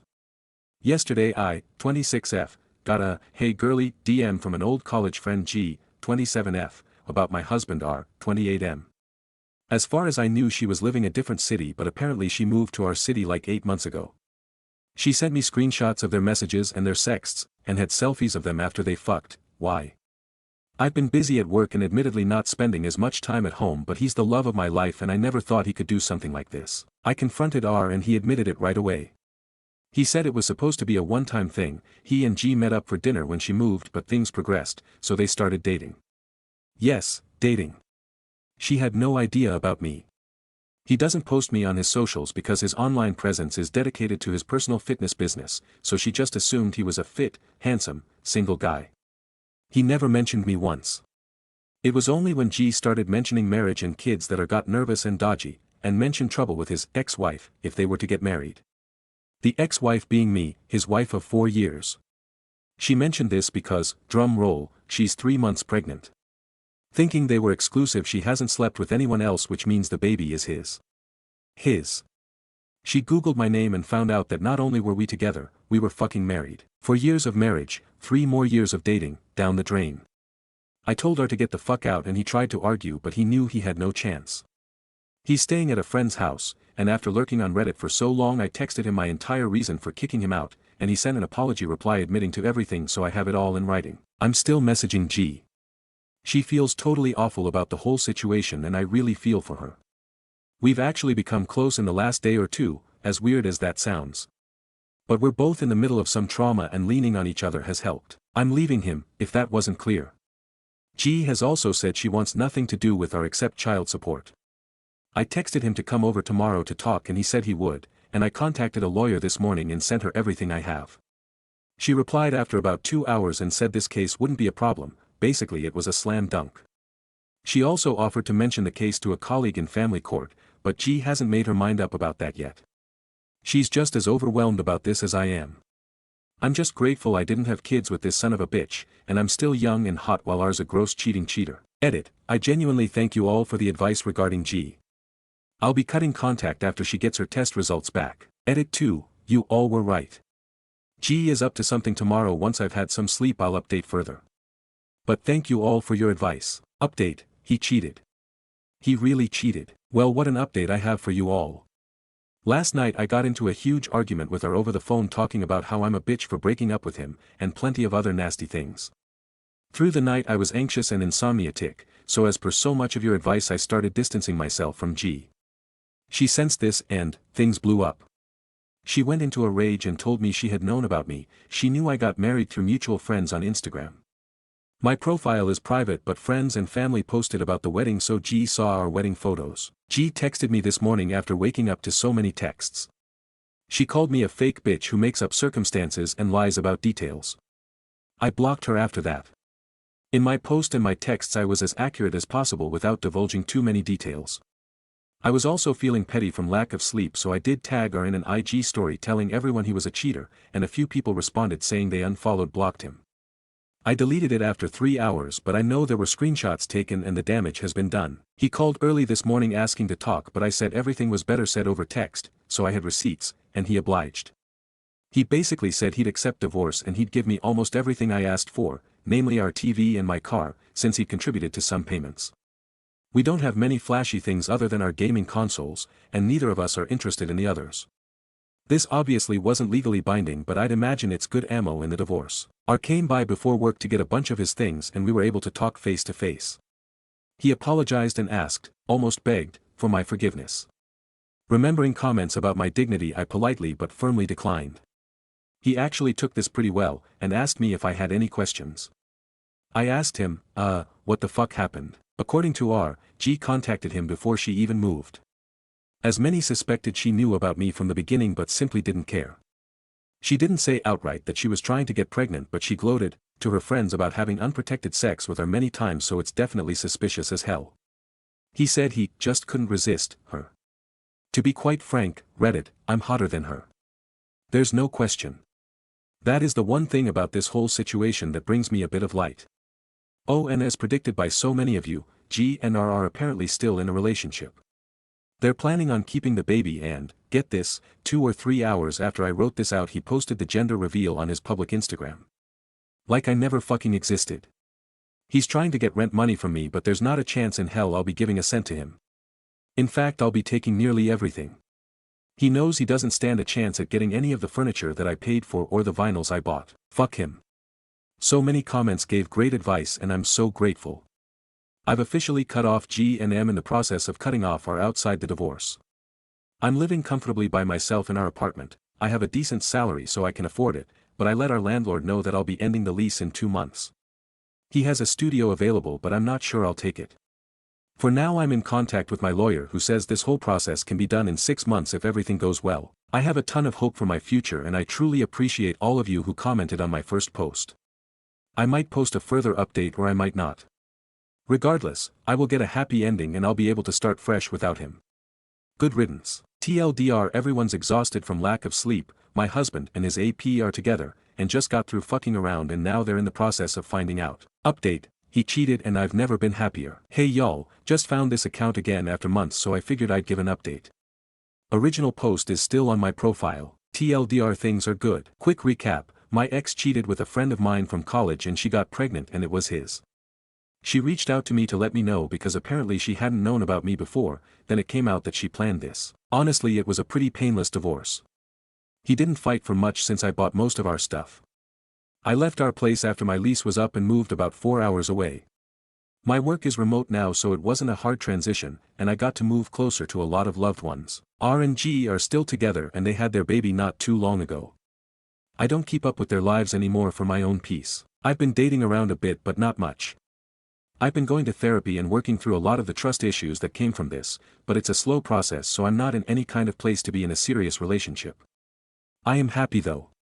I don't worry about things as much, I'm able to get more work done, and I'm able to have more meaningful fun with the people I love. It's a rather boring but an overwhelmingly positive update. Thanks for reading my story. Stories number 16. My husband is the stay-at-home parent and I can't decide if it's great or frustrating that he is free from all the social programming about what a mom should be. Excuse the gender norm terms, but I don't know how else to put it. I legitimately believe him being a SAHD was the best thing that could have happened to our relationship while entering parenthood. It was bumpy at first. He continued working while I took 12 weeks of leave, and honestly was kind of shit in the traditional dad role. Some of it was due to my lack of communication and the fact I was BFing, but he let me take on way too much of the baby workload. He did chores and cooked, but I felt like a shell of myself because he didn't think to proactively relieve me of baby duty and instead continued doing his hobbies. The first weekend after I went back to work I had a huge blow up on him for not thinking about me after he hadn't come out of his office until 2 p.m. and then making it till 9 p.m. without offering to relieve me of baby duty so I could nap and shower after I had told him that was what I wanted to accomplish that day. Things got better after that. I feel like he really has it made with me in the dad role. I recognize how important it is for him to feel like a whole person and that sometimes keeping a child alive all day is the only thing you can accomplish. I would never let him feel the way I felt in the beginning. When I am home, I am the primary parent. But not only does he get an appropriate amount of support, he also is free from the social programming so many women have about what a mom-wife role is. He doesn't feel bad when dinner is pasta for the third time this week. He isn't stressed that the house is a mess and the outgrown clothes haven't been packed away. He doesn't read mommy blogs and worry about wake windows. He doesn't take on the burden of managing other people's emotions, and I can't decide if it's amazing or resentment-inducing. He 100% does his share of running the household, that's not what I'm saying. I just know if I was the stay-at-home parent, I would do so many extras that he would never appreciate. I have to be mindful to not expect him to do these things that don't matter and to not take them on myself. Somewhere deep in my psyche, though, part of me believes that doing those things is how you show you care. That if you have the bandwidth for hobbies, then you should also accomplish those extras. Does anyone else feel like this? Stories number 17. Aita for refusing to tell my dad that I am buying a house until after I have moved in. To start this off, I, now 31F, moved out of my dad's home when I was 14. He had anger issues and me moving out and refusing to come back was his rock bottom and he got the help he needed. I was lucky and a family member took me in and I slowly let him back in my life. Back 12 years or so I was fresh out of high school but had an awesome paying job and inheritance from my grandparents. I decided I wanted to buy a house near the local college so that I could get a degree and get an even better job. The house I found was 4 beds 3 baths and listed for under $100,000 and had just been updated. It was after the 2008 bubble burst so the deal was really good. I went through the pre-approval process and put in an offer. Before I heard back I showed my dad the house. I already lived alone having moved out of the family member's house but wanted to share my happiness and thought he would be happy for me. I was horribly wrong. He berated me for over an hour, the highlights being, I was dumb to think I could handle owning a house at 19, I didn't know how to own a house because I was too young, I didn't need such a big place because it was only me, roommates would destroy the place, maintained would just cost too much, I would eventually end up with a foreclosure on my record, so even though my offer was accepted I walked away and regretted it deeply for years. I used to periodically check and see how much the house was worth but stopped in 2016 because I decided I was obsessing and it was unhealthy but the house was worth over $400,000. I thought I had let go of the negative feelings but it seems house hunting has brought them back up. I can't help thinking how much easier buying our new home would be if I had that house to sell for a down payment. My husband knows the story and supports me not telling my dad and even agrees. Then I was talking to one of my aunts and told her about the house we now have under contract. I also asked her not to tell my dad. When she asked why I explained and she told me, well, if your father didn't burn all his bridges and would act like the adult he thinks he is, he would be left out of this kind of thing. Turns out they are not talking right now because he demanded money from her. She offered to pay him to do some basic chores since he doesn't have a job right now but he claimed he was too busy and just wanted money. I have also heard his side of this since he called me to complain about her.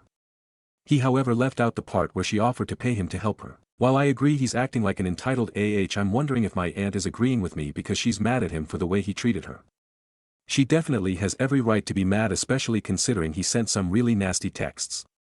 But I also know the fallout from him not finding out about the house until after we have moved in will be unpleasant, to say the least. So I am now questioning if I might be acting like TA. Relevant comments. Commenter 1. Yeah, sounds like your dad will be an asshole whether you tell him or not. Your discussion with your aunt really should make this clear to you. If you tell him beforehand you run the risk of him attempting to ruin it as well.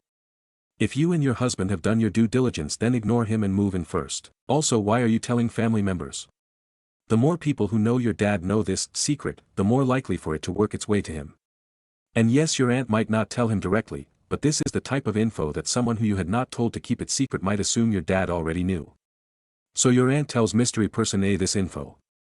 Mystery person A asks your dad about it because of that.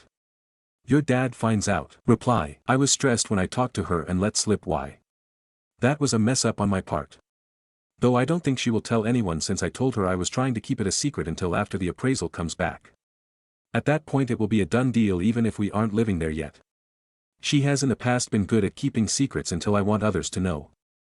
When I was pregnant she knew I was having a girl months before anyone else and didn't say a word of it to anyone, not even her friends. Commenter 2. NTA, you don't owe him any explanation or apology of any kind. And if he gets mad that'll be because he really wants to get mad, not because the situation justifies it. Also, has he ever apologized for the worst real estate advice ever? I can't wrap my head about his comment of you not knowing how to own a house. It's like a brand new sentence I didn't even know it was possible. Reply, he hasn't. I just don't bring up stuff like this because he will throw a tantrum over it. He acts like a child a lot of the time and I find it easier to just avoid setting him off and keeping things between us shallow. I'm not sure how else to describe how I deal with him. Update. So we closed on the house late last week and moved in over the weekend. I did not tell him what we were doing until after closing papers were signed and we had keys in hand. Telling my dad went better than I thought it would, but I also didn't word it in a way that would come off as me asking his opinion. I called all my other family first before calling him. I was planning to just text him, but instead, I called and told him I was sending a text. The text I sent was a link to the house listing. Yes, this means he knows our address, but that at this moment was unavoidable. He asked me when we would be closing and mentioned that he didn't like the location. Before he could say more, I told him we had just finished signing all the papers and were taking our first carload of boxes over. That shut down the conversation, and while he said he was happy for us, I could tell he was unhappy I either didn't tell him sooner or didn't get his thoughts on the house first. He hung up pretty quickly after that. I'm happy with how I went about it even if my dad isn't. I know he was going to pick my home apart if I let him, especially since he had already said he didn't like the area. He's been mostly silent on the house news but will text or call about anything else. My husband thinks the way he's been shut down is hilarious. He did the same with his mom, who thinks her grown children should always ask her permission to do anything in life as well. Everyone in our home is happy and those who aren't don't get a say in it anyway because they don't live there. We have also made strategic use of all the rooms so we don't have a guest room of any kind. I also now have a yarn closet instead of yarn boxes shoved in a corner. Adding, thank you to everyone who has responded. I am trying to get back to everyone, but I'm also at work, and while it's a slow day I do still have things I need to finish. If you don't get a response from me, please know it's not because I didn't read it or appreciate what you wrote. Relevant comments. Commenter 1. I bought my first house at 1920. I was financially able to do it and it was a huge investment in my future. I couldn't imagine my parents trying to talk me out of it. They knew it would only help me, especially with the price I bought it and the interest rate I was able to obtain. It's been 6 years, I have $50,000 equity now just from rising house markets. I'm sorry your dad talked you out of a wonderful investment. I don't think you're the at all for not telling him. Reply. After posting this I've come to realize just how terrible a person my dad is. I'm working on steps to go very low contact with him and figure if I play it right I can eventually cut him out without losing the rest of my family. Commenter 2. NTA, the cherry on the top of this great update is that you've made it so you don't have a guest room. As a fellow yarny, I salute you being able to spread out your lovely yarns. Reply. The lack of guest room is a precaution against both our families wanting to visit and stay with us. I plan on telling them the same thing I told them all when we lived in an apartment. We have an air mattress you can use on the living room floor, but the cat and dog will try to cuddle. Final update. This will probably be the last update. It's amazing I could even still log into this throwaway account. Editor's note, the next paragraph seems cut off. That's how OOP left it. In June he made noises about visiting us on the way through the area to visit his FIL in early July. He and his wife were going to help them with some farm-related stuff. I told him we had a camping D. It has been painful at times, but you're not here to read about that. In May he made noises about visiting us on the way through the area to visit his FIL in early July and said their visit would be my birthday present this year. He and his wife were going to help FIL with some farm-related stuff. I told him we had a camping trip sometime in July, I just didn't know when yet. He was annoyed but said okay. In the first week of June, we picked our camping date for late July so it didn't interfere. I texted him the dates and received a thumbs up in response. The month lead up to when they were supposed to visit was quiet. My birthday was midweek this year, so I was expecting to hear they would stop by either the weekend before or after. I heard nothing by the Friday before, so we made other plans. On my birthday I finally received a text at 9 p.m. that said, "Happy birthday, I've been busy helping with the harvest all day and just remembered to text you." I was annoyed but sent a thanks back. I made excuses like, he probably didn't have time to stop, he'll definitely see us on the way back through. Guys, I was wrong. He passed us by both ways, not even a phone call. I'm not too proud to admit that hurt. I am so glad I didn't tell my kiddo about his visit.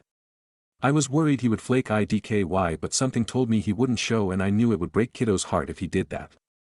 I cut all contact in August.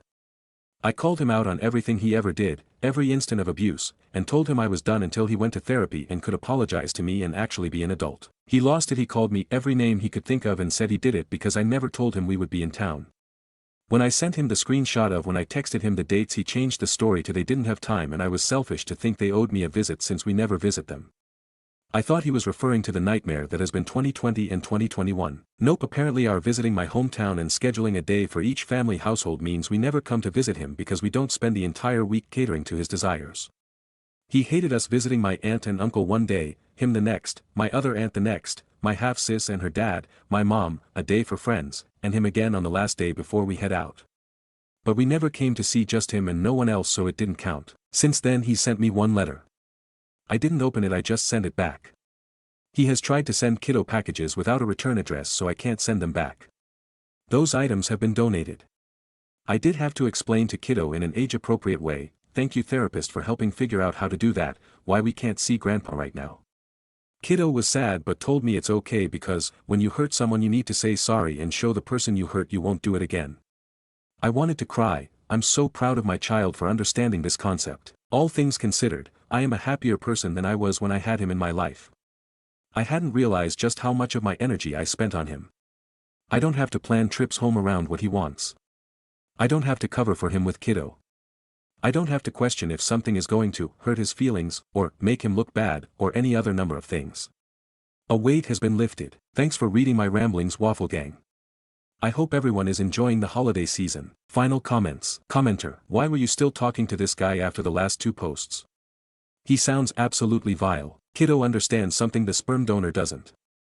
Something most kids start figuring out when they're 3. Reply: emotional abuse is a hell of a drug. It took 5 months of weekly therapy for me to unravel that knot. I've learned in that time just how badly messed up my childhood was, and it turns out it is not normal to not have linear memories until high school. I have disassociated nearly half my life into oblivion because of him. Stories number 18. Aita for recording my friend's finance at her bachelorette party and playing the recording for him. I was invited to the bachelorette party for my friend's finance. It was over the long weekend at a vacation rental on the beach. There was booze, a hot tub, great food. It was definitely a hit. At one point I was on the deck looking at the ocean, and the bride was drunk in the hot tub with 2 of her friends. She said she felt more relaxed than she had in a while. I assumed she was referring to wedding planning. One of her friends asked if she was having trouble with the little monster. She said no, that he was manageable for now. At that point I realized they were talking about my friend's son. I took out my phone and started recording them. The bride's friend said horrible stuff about my friend's son, and the bride responded positively to everything, laughing and agreeing. Then she said that it was too bad he wasn't old enough to send to military school. I stopped recording when their topic changed. I don't think they ever realized I was close enough to hear them. When we got back I asked to meet with my friend, and I played him the recording. He was quiet while he listened. After the recording was finished he asked me to send it to him, which I did. Then he asked me to delete it, which I said I would do, but haven't yet. I feel like an asshole for interfering, I really do. However, I'm worried about my friend's son. Depending on what my friend does, I might need to send this recording to the poor boy's family. I feel like I've overstepped, but what else can I do?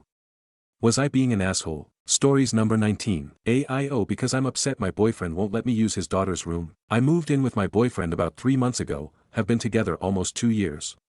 He has 2 children, I don't have any, that are 19M and 23F.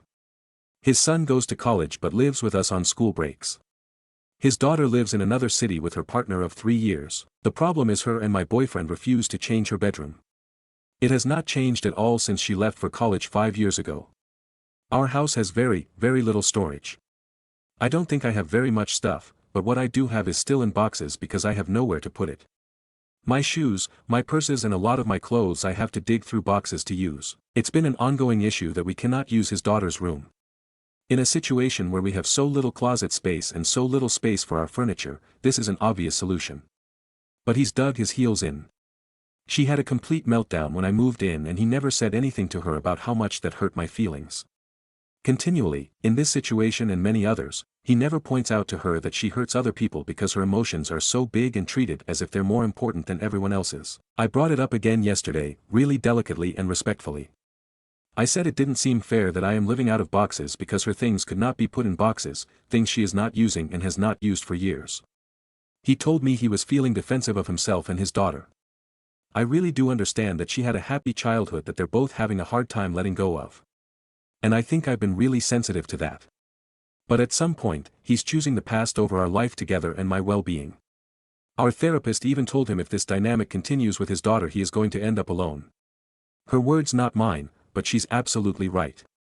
The other day his mom and sister brought it up, without any input from me at all, that they thought it was odd for a 23-year-old to keep a room at her parents' house. I am worried that this is creating a crack in an otherwise very happy and healthy relationship that I am afraid will one day become irreparable. TLDR, my boyfriend's adult daughter keeps her bedroom as it was when she was a child, despite living hours away in her own apartment, while I live out of boxes. Stories number 20. To fool by telling my girlfriend's grandma to shut up and eat it. My girlfriend, 25F, invited me to her big family dinner and warned me in advance that her grandma is 93, hard of hearing, and loves asking people what's in the food. She told me to just smile and repeat things if needed. We were having lasagna and grandma kept asking, "What's this?" over and over again. Eventually, I tried to be funny and said jokingly, "Shut up and eat it, grandma." The table went silent. Apparently she's not that hard of hearing. And apparently, shut up is a huge deal in their family. Her mom gasped. Her uncle choked on a breadstick. Grandma blinked and muttered, "Well, I never," and refused to eat another bite. I apologized profusely, but it was rough.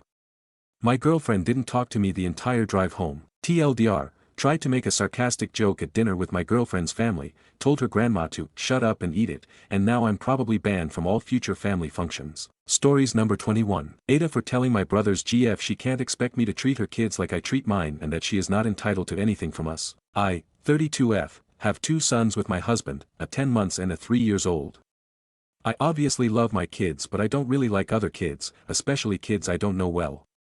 I am just not the maternal type that will want to interact with other kids or find them cute or whatever. My brother has been dating his girlfriend Natalie, 31F, and she has 2 kids as well, 7M and 5F. When we first met Natalie she seemed excited that I have kids and started planning how our kids will bond and play together. This did not happen, and the main reason is the age difference. Again, my kids are 3 years old and 10 months. I don't know how she imagined that her 7 years old will bond so well with a baby or someone 4 years younger than him. Her 5 years old daughter is a different situation. She is very rowdy, so my oldest avoids her at all cost when we meet during family functions or whatever. Despite our kids clearly not blending well, I would say we were nice towards Natalie and her kids. Last Christmas, for example, the first Christmas since they got together, we gave gifts to her kids when we met at my parents' place for dinner, and I thought that was enough. However, Natalie decided to confront me on things I apparently did wrong and hurt her feelings. She mentioned, "I do not show a special interest in her kids that will potentially become my niece and nephew in the future. I refuse to have her kids over at my place for playdates without her being present. To be clear, I am okay with hosting her, my brother and her kids for a dinner or something. I refuse to make my son like her daughter. I am cold towards her kids." I explained to her that I can't and will not force my kid to play or be friends with anyone. I also said that I am not comfortable having her kids in my house without her present. I do not know her kids that well, I have no idea how they behave outside of the few family settings that we have all attended, and I don't want to be responsible for 2 stranger kids in my house. On the coldness side, I explained to her that I am not cold on purpose, but this is how I am as a person. I am not a kids fan, I am not overly maternal, and I simply don't feel like being overly excited over kids. She said that this is not true because she saw that I am everything I claim not to be with my kids. Well, yes, because they are my own children. She also claims that everyone has been excluding her children. When I asked her how, she gave the same examples from above and claimed that my parents are more affectionate towards my kids. Yes, again, because they are their grandkids. In the end we were not getting anywhere, so I told her, "Look, Natalie. You started dating my brother 1 year ago, my parents and I had a couple of meetings with you and your kids and everyone was nice to all of you. I don't know what your problem is, but you need to speak to my brother. No one is excluding your kids, but you can't expect us to treat your kids the same as mine. This is never going to happen.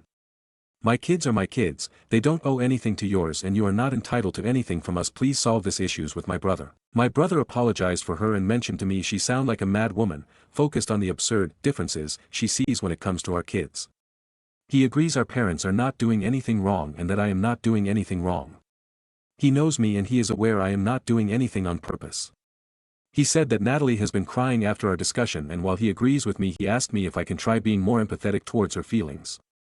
I told him that I am polite to her, but she seems manipulative, and if she doesn't want to hear the truth, she should not start this kind of discussions with me. My brother is lost, he does not know how to manage this madness and I am honestly confused if I did anything wrong when speaking to her. Relevant comments. Commenter 1, NTA. She was hoping to leave them with you for date nights and weekends away. You just slaughtered that dream and she's not happy. Reply, yeah, no. That's just never going to happen. Downvoted commenter. Setting ground rules with children to the adults is completely fair but you force your kids to play with the other kids. It's very easy for a child from another family to feel very left out in the first place, but with what you're saying is that doesn't matter because if your kids don't like those kids or feel a certain way then that's fine and it's not their kids and they should be taught to include all the kids together at a family event. How could you not feel bad for that kid that your kids don't want to play with? Reply, and what is your solution then? I should force my son to play with someone he doesn't want to. Force him to stay there crying just to amuse and entertain another kid. As a parent I don't expect all the kids to be forced to play with mine just for them not to be excluded. And sure as hell I don't consider my kid a clown or a little monkey to do what others want him to do. Commenter 2, the really sad part is, the GF is not doing her children any favors. I wonder if she has a habit of trying to integrate her kids into any previous boyfriend's lives and family far too soon. The constant upheaval and new sets of family will wreck a kid. Introducing slowly and with intent is the only way not to hurt the child. She sounds like she needs some therapy, especially where her kids are concerned. You are NTA. I will be curious for an update about how long this relationship lasts. Reply, the kids are somehow acting more mature in this situation if that makes any sense. In the way that they act like normal kids their age who don't seem to give a shit about all these new adults their mother introduced them to. They say hello and bye, will reply to questions or engage a little when asked something but that's it. We are strangers to them. OOP describes some interactions between her family and Natalie and her kids. Reply, so my brother and her started dating last year around February if I remember correctly. I met her alone when I was still pregnant but my parents and my family, husband and kids, first met them around fall after I had my youngest. Then everyone was invited for Christmas at my parents' house and we brought gifts for all the kids. Then we all met again this year in March to celebrate my dad and then for Easter. Never once did my kids receive anything that her kids didn't. On the contrary, for Christmas we bought gifts that were age appropriate for them. We couldn't give my 3-year-old a kid's toy and buy the same thing for the 7-year-old, we did buy them gifts and items but for example to her son we gave a Lego set and a backpack. For the girl, we bought an Elsa pink backpack and a crafting set. Then in March no one received anything, it was my dad's birthday. For Easter all the kids did the Easter eggs hunt and that was it. I don't understand how I could have excluded her kids since we all met them a total of 4 times. When we go to my parents' place, normally I hand my baby to them to have a break so yeah, maybe it seems they are giving attention to my son more but he is their grandson. They can't go kissing and rocking a 7-year-old, can they? When I say I am not a kids person, I mean I don't go around squishing children's cheeks or being over them or wanting to play with them. I don't give them a kick in the butt when they come next to me obviously but I am not also over them if it makes sense. Her kids are also not affectionate towards us. They treat us just like what we are, a bunch of strangers their mom is taking them to. OOP's thoughts on watching other kids in her house. Reply, my and my husband's house is literally like a zoo. We have 2 kids, 2 cats and a dog. I met her kids a total of 4 times in my entire life. I have no information about them. How are they treating pets? Do they have any allergies? Do they have any habits that I should watch out for? My own son had a period when he was fascinated of wires. He would trace the wire and not understand why we would not allow him to plug his fingers into the sockets were baby secured but still he tried, now he's got a new fascination with cat's food. He is very sneaky and tries his best to get to it. My point is I don't know if all the kids are weird like that, but even when I leave my son with my parents or my in-laws, we make sure to tell them his new habits all the time so that people are aware what to look out for. Has there been an incident between OOP's children and Natalie's children when playing together? Reply, there was one incident. My son was showing to my dad his favorite train toy. She, editor's note, Natalie's 5Y daughter, pushed him, grabbed his train and threw it hitting the wall. The next time they met, she wanted to play catch with him and again pushed him too hard and he landed on the butt. After that he spent the entire time in my husband's lap. Update. I have received a lot of feedback on my original post and for that I am very grateful. I tried replying to as many of you as I can but it is overwhelming and my DM is full. But I have read your comments and I really appreciate you spend some of your time to talk to me. I will clarify some points that keep being mentioned and then I will get into the update. Many of you pointed out that Natalie is looking for an instant family. I was not used to this term but yeah, after reading your comments and looking for more information, I agree that this seems to be the case. Many of you asked about her family and her kids' father-grandparents. I don't know much about them. My brother told us something along the lines, she has a complicated relationship with her family, and we did not insist for more details. We considered this to be her privacy and assumed that we will get more info when she is ready. There was a lot of confusion on why the children don't like each other. Natalie's 7-year-old son has no interest in the kids, not even for his sister who is 5. My baby is 10 months old, so except of his food, laughing and being entertained, he has no interests at the moment. My 3-year-old son doesn't like Natalie's daughter because, as I mentioned, she is rowdy and too much for him. She is not used to play with little kids, and so she broke one of his favorite toys and pushed him on 2 different occasions, making him land on his butt.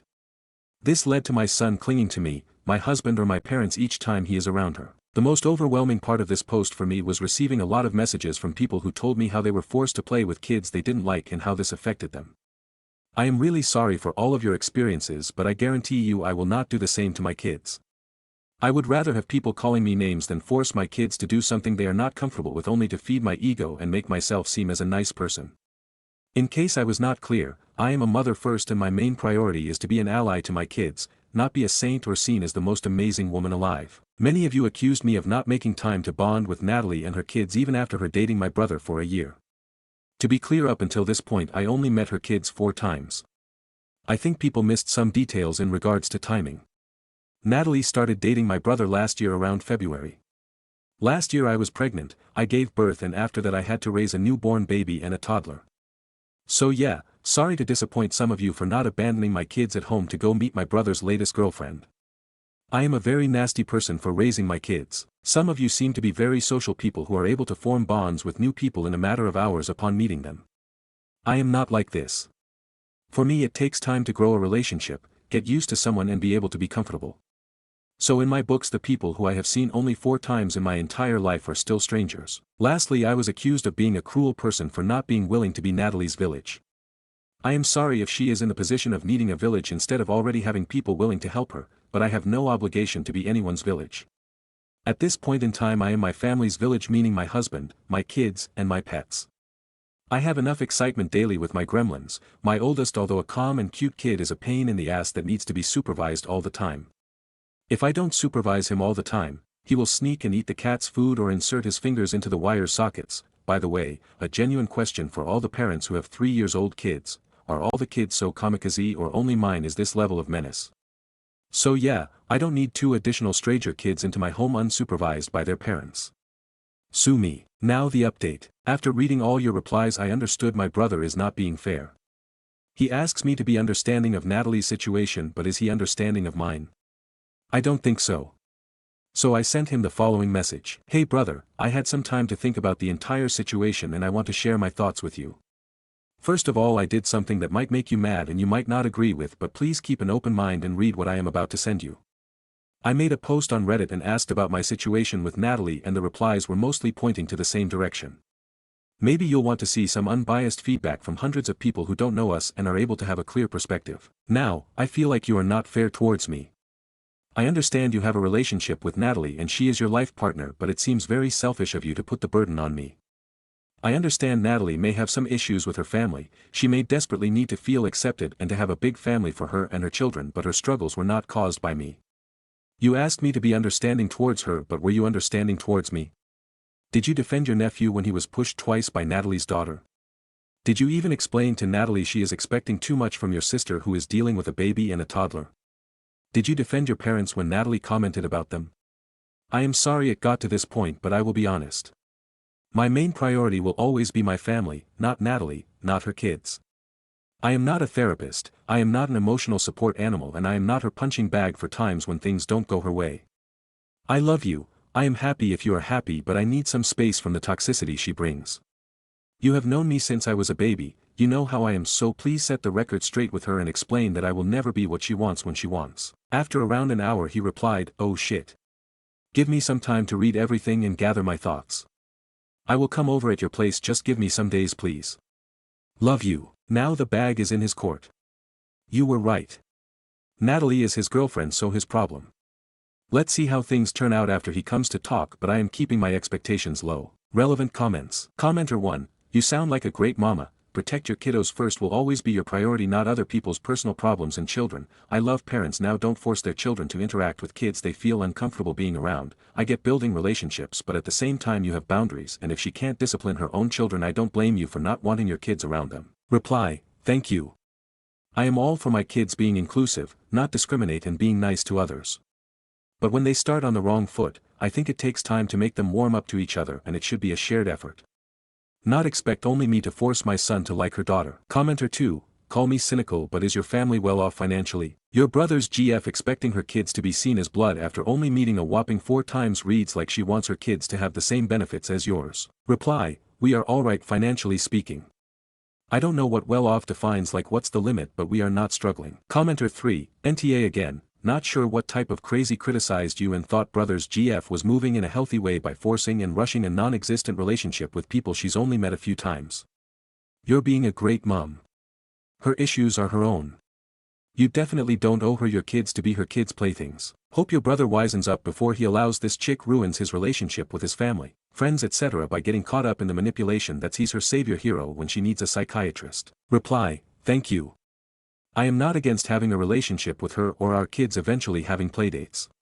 But before reaching that phase we need to make sure the kids can actually play together in a nice way, because if not, there will be no play in the playdates. Also, maybe I am too much, but before I can confidently host someone else's kids in my house with no supervision from their parents, I need to have a little more information, like do they have any health issues that I need to be aware of, allergies, dangerous habits, are they okay with pets etc. OOP explains Natalie's children's behaviors. Reply, to be honest, the 7-year-old boy does not seem interested in anyone except of his phone. I don't agree with putting your child in a corner and leaving him with a device, but yeah, he is not my child and I have not known Natalie too long to be able to bring up the subject. I don't know if the girl really wants to bully. It may be the case that no one explained to her how to play or behave in a gentle way. I noticed that with my son. Kids naturally don't have the concept of force and they don't know if they are too rough. Us having pets, it was a constant work with our eldest to teach him and show him how to treat animals so he doesn't hurt them. And it works. He is now handling our cats like glass dolls, but it takes time and patience. Downvoted commenter, NTA towards Natalie, but kinda TA towards your brother. You seem to have completely missed the irony in your saying Natalie is not your problem and you're not her support, yet you accuse your brother of the same thing Natalie is complaining about. You handled the situation with Natalie the way you handled it, so why do you now need your brother's understanding? Your kids are also not your brother's kids, they are yours. If it's not your place to deal with Natalie and her kids, why is it your brother's place to stand up for your kids? He's their uncle, not their dad. And if you think being an uncle obligates him to certain behaviors regarding your kids, then what do you think being an aunt entails? I know you're not an aunt yet, but it sounds like you could be relatively soon. Since you say you take a long time to warm to people, maybe you should get started now. And if your brother breaks up with her, oh no. You were nice to someone he cared about. Reply, I never asked for my kids to be Natalie's or my brother's problem. But my brother asked me to be understanding of Natalie, and the fair thing to do is, if you expect me to be understanding about someone who is not my problem, you should also be understanding of me who I am not your problem. I am not saying him being an uncle obligates him to anything. But he is the one who brought Natalie into our family, so he should be the one to deal with her expectations and needs. Stories number 22. Aita for telling my daughter that my in-laws are stupid. My wife and I have 3 kids. Our youngest, Emily, turned 6 last Sunday. We recently had to deal with an issue in Emily's school. Last year, a new student joined her class and started bullying her. He'd make fun of her, call her names and steal her stuff to hide it around the school. On 2 occasions, the bullying got physical. It took us a while to sort everything out, because the boy's parents were a nightmare and nothing the school did worked. Finally, they threatened to expel him if he didn't leave our daughter alone, and his family got him to stop. He hasn't bothered Emily in months, and she is doing much better. Because of how much of an ordeal this ended up being, many of our friends and family members know what happened. Most were as frustrated as we were, but my wife's stepmother, Patty, thought the whole thing was cute. Even after we told her everything the boy did, she still insisted he probably just liked Emily and didn't know how to show it. For whatever reason, she's fixated on this. Every time the subject comes up, Patty says she still thinks we're being dramatic and the boy deserves another chance. My father-in-law fluctuates between being angry at the school and agreeing the boy was probably harmless. They never spoke about this near the kids, and my wife and I don't give a shit what they think anyway, so we never worried much about this. We're throwing Emily a birthday party this Saturday. Because my FIL will be busy, we all had dinner together at a place Emily likes the day before her birthday. Near the end of the dinner, she started talking about her party, how excited she was and which of her friends were coming. My FIL asked Emily if the bully was invited. And before anyone replied, he obviously isn't, Patty added that it would be mean if she didn't invite him, because he liked her and would be very sad. Emily looked at me and my wife. I told her, don't worry honey, Grandpa and Patty are both very stupid. Don't listen to them. They looked shocked, but didn't try to argue. We had an awkward goodbye and went our separate ways. My FAL called us on Monday. He apologized for what he and Patty said, but told us he expected me to apologize as well. He said that I crossed a line by insulting him and his wife in front of his grandchildren. My wife and I have been on the same page throughout all this. But yesterday, she told me she was starting to wonder whether it wouldn't have been better to deal with this privately, especially since we don't like insulting people in front of the kids. Edit, I've brought this up in the comments, but I want to offer more context on what the bully did. It was mostly verbal. He created a few nicknames that kind of, not really, sounded like Emily's real name and our last name. She once got brown paint on her clothes during art class and he started calling her pig. He laughed whenever she spoke in class. The teacher would always shut him down, but Emily is already a shy kid and that didn't help. They have weekly toy days at school, and Emily stopped bringing her toys because the boy kept stealing them or threatening to break them. He'd also take her stuff, backpack, school materials and personal items, and hide them. We managed to get all those things back, and the closest he got to damaging something she owned was a small rip in one of her stuffed animals that my wife was able to fix. And as I mentioned, the bullying got physical twice. On the first occasion, he pushed her off a swing set. She scraped her knees, but wasn't hurt otherwise. The school reprimanded him, but it didn't do much. A few weeks after that, he put gum in her hair during lunch.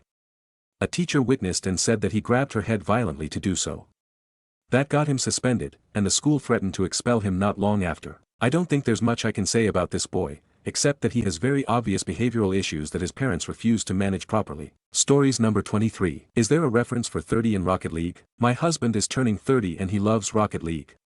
I was thinking in putting like reaching the 30 level and a cool Rocket League design. Can someone advise if that applies or was a good reference for 30 in the game? Comments. Commenter 1. To accurately answer your question, the answer is no. If he is 30 years old and playing this game like many of us 30-pluses are, I suspect he would love the thought behind a Rocket League-themed gift. Bless you. Reply, I hope so. I just want him to feel like I pay attention to the things he likes. TYY. Commenter 2. I'll post a screenshot that may help you. One is for blue team, one for orange team, one is neutral from training. You will know the best which one to use, if you decide so. If you want to go for another specific color and need another screenshot, LMK, and I'll try to produce one like that. Also excuse my insane misprint skills. Commenter 3. I've seen a few people referencing the quick chats in this game.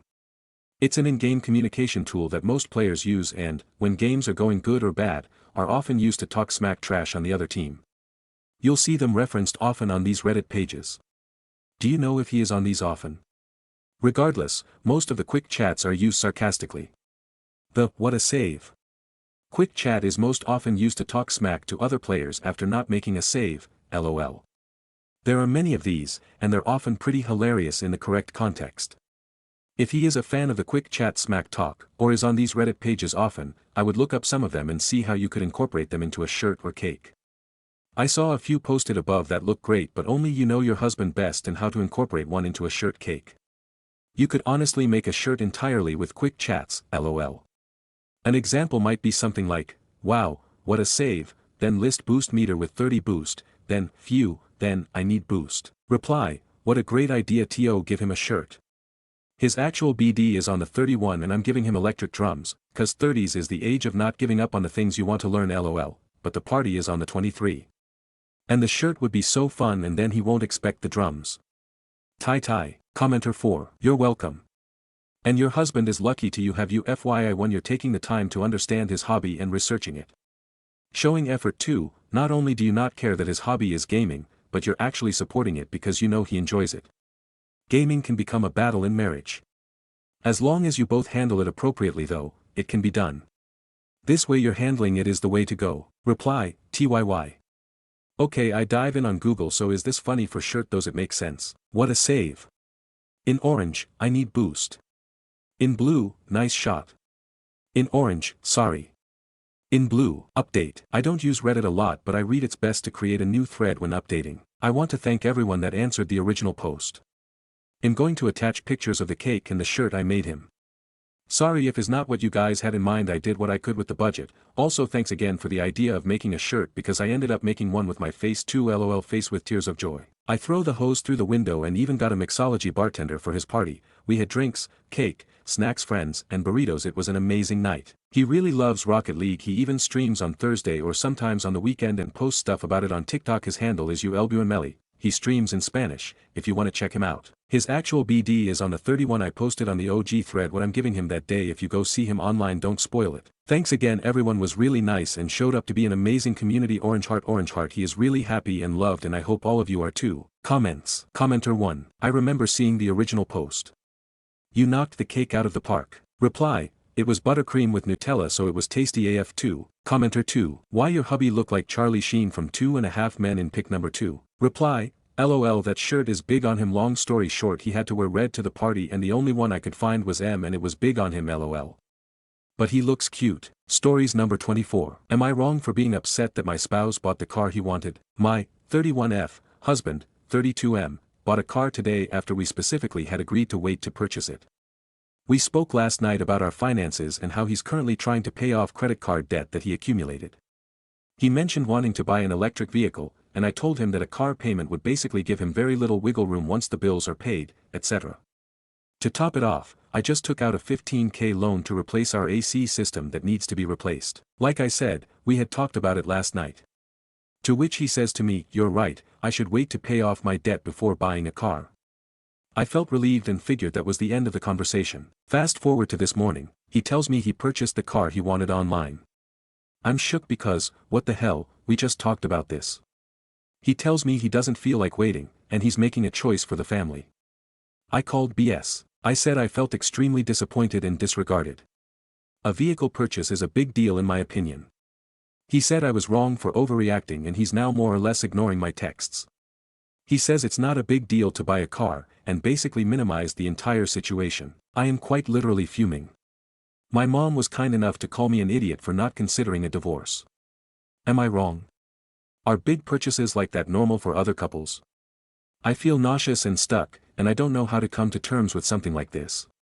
To add, this is not the first time I'm disregarded, but it's the first time I'm questioning whether my reaction is not the correct one. Relevant comments. Commenter 1, he's a selfish ass. That is a huge purchase that should be agreed upon. Making a choice for the family, no, he's being a controlling dick, and from the sounds of it, financially irresponsible. If your mom is telling you divorce, well, she would know better than us. Reply, thank you so much for your insight, I appreciate it. For a second there, I was questioning my sanity. Commenter 2, you're 100% right, but let him find out. I hope you have a separate bank accounts. Let him live with his family choice. Reply, I appreciate you for your reply. Yes, we do have separate accounts, thankfully. Commenter 3, did he factor in charging it at your home? Or is that something you already have? Reply, he broke the news to me through text, so I'm not 100% sure what his game plan is. But it's not something we have at home. Commenter 4, info, does he already have a car? If so, is it old and falling apart and necessary to replace? Was it sold? Can be sold to help offset the new car? What's the story behind the $15,000 loan? Did you both discuss this or did you decide by yourself? Was this AC unit absolutely necessary to replace or did you only want to replace it? By that I mean, are summers in your area brutal or just hot? Arizona heat is brutal where an actual AC is necessary, but in New York you can survive with just a $50 room fan. Reply, unfortunately last summer we had to fix the AC 3 times. And it was the third year that it broke down. When we went to turn on the heater in the winter, it didn't work either. We have brutal desert heat, so we had decided to use our tax refund to replace the AC since we had tried time and again to fix it. Obviously, a replacement was more than our tax refund, so I took out a personal loan to cover the rest of the cost. He has a car, and he has a truck. But he also has a commute. I told him I completely understood his need to save on gas, but I really wanted him to pay off his credit card debts beforehand. I was under the impression we were on the same page, but apparently not. OOP confirms the suspicions on the car her husband bought. Reply, your suspicions are correct. It is a Tesla. OOP responds to a question regarding her hopes for her marriage. Reply, this is a strangely difficult question. But thank you for asking it. I think I went into this marriage expecting a partnership, but I was aware that he is his own person with his own opinions, likes, and way of being. I don't want to control him, but I don't want to be taken advantage of either. I knew there would be hurdles and difficulties. I don't want to be petty, and that's why my mom is upset with me. I'm a walking bag of insecurities, and I'm just trying to find a clear path. I'm ranting, I apologize. But thank you for giving me something more to consider. I appreciate it. Update. Hi everyone, I made a post here a while back, and while I wasn't planning on making the update, I stumbled across a post that sort of reminded me of my situation because it was so similar to what I went through. To be honest, since my post a year ago, my life has more or less crumbled. My husband and I have divorced, and it was finalized just this past month. Everything feels almost like a blur, and I don't think I've really sat down and fully processed everything that happened. Some context that I didn't add to my last post: my ex and I do have 2 children. He did also have a second job at the time. His work schedule was as follows: day job was from 9 a.m. to 6 p.m. and his night job was from 10 p.m. to 6 a.m. I absolutely hated his work schedule. He was barely ever home, he was always tired, and he didn't spend much time with the kids. But his finances were pretty crap and he was drowning himself in debt. This was a point of contention for me because I had already helped him to get out of credit card debt several times before, but he always managed to rack the card back up. At the time he bought the card, I had taken out that $15,000 loan for the AC system, and I had told him we had a year to pay it off interest-free. This became, in my opinion, the beginning of the end. He quickly told me that he couldn't help me pay anything towards the AC because his Tesla payment was $1,000 per month. And then it happened. 2 months into having his car, he totaled it. It took months for the insurance to process his claim, but he had to continue making the payments. All the while, I had sent more than half of what little I had in savings so that I could finish paying off the AC before the year was up. On top of all this, I had taken on the role of super mom. I was beyond exhausted. All of the household chores became my responsibility as well as caring for our children.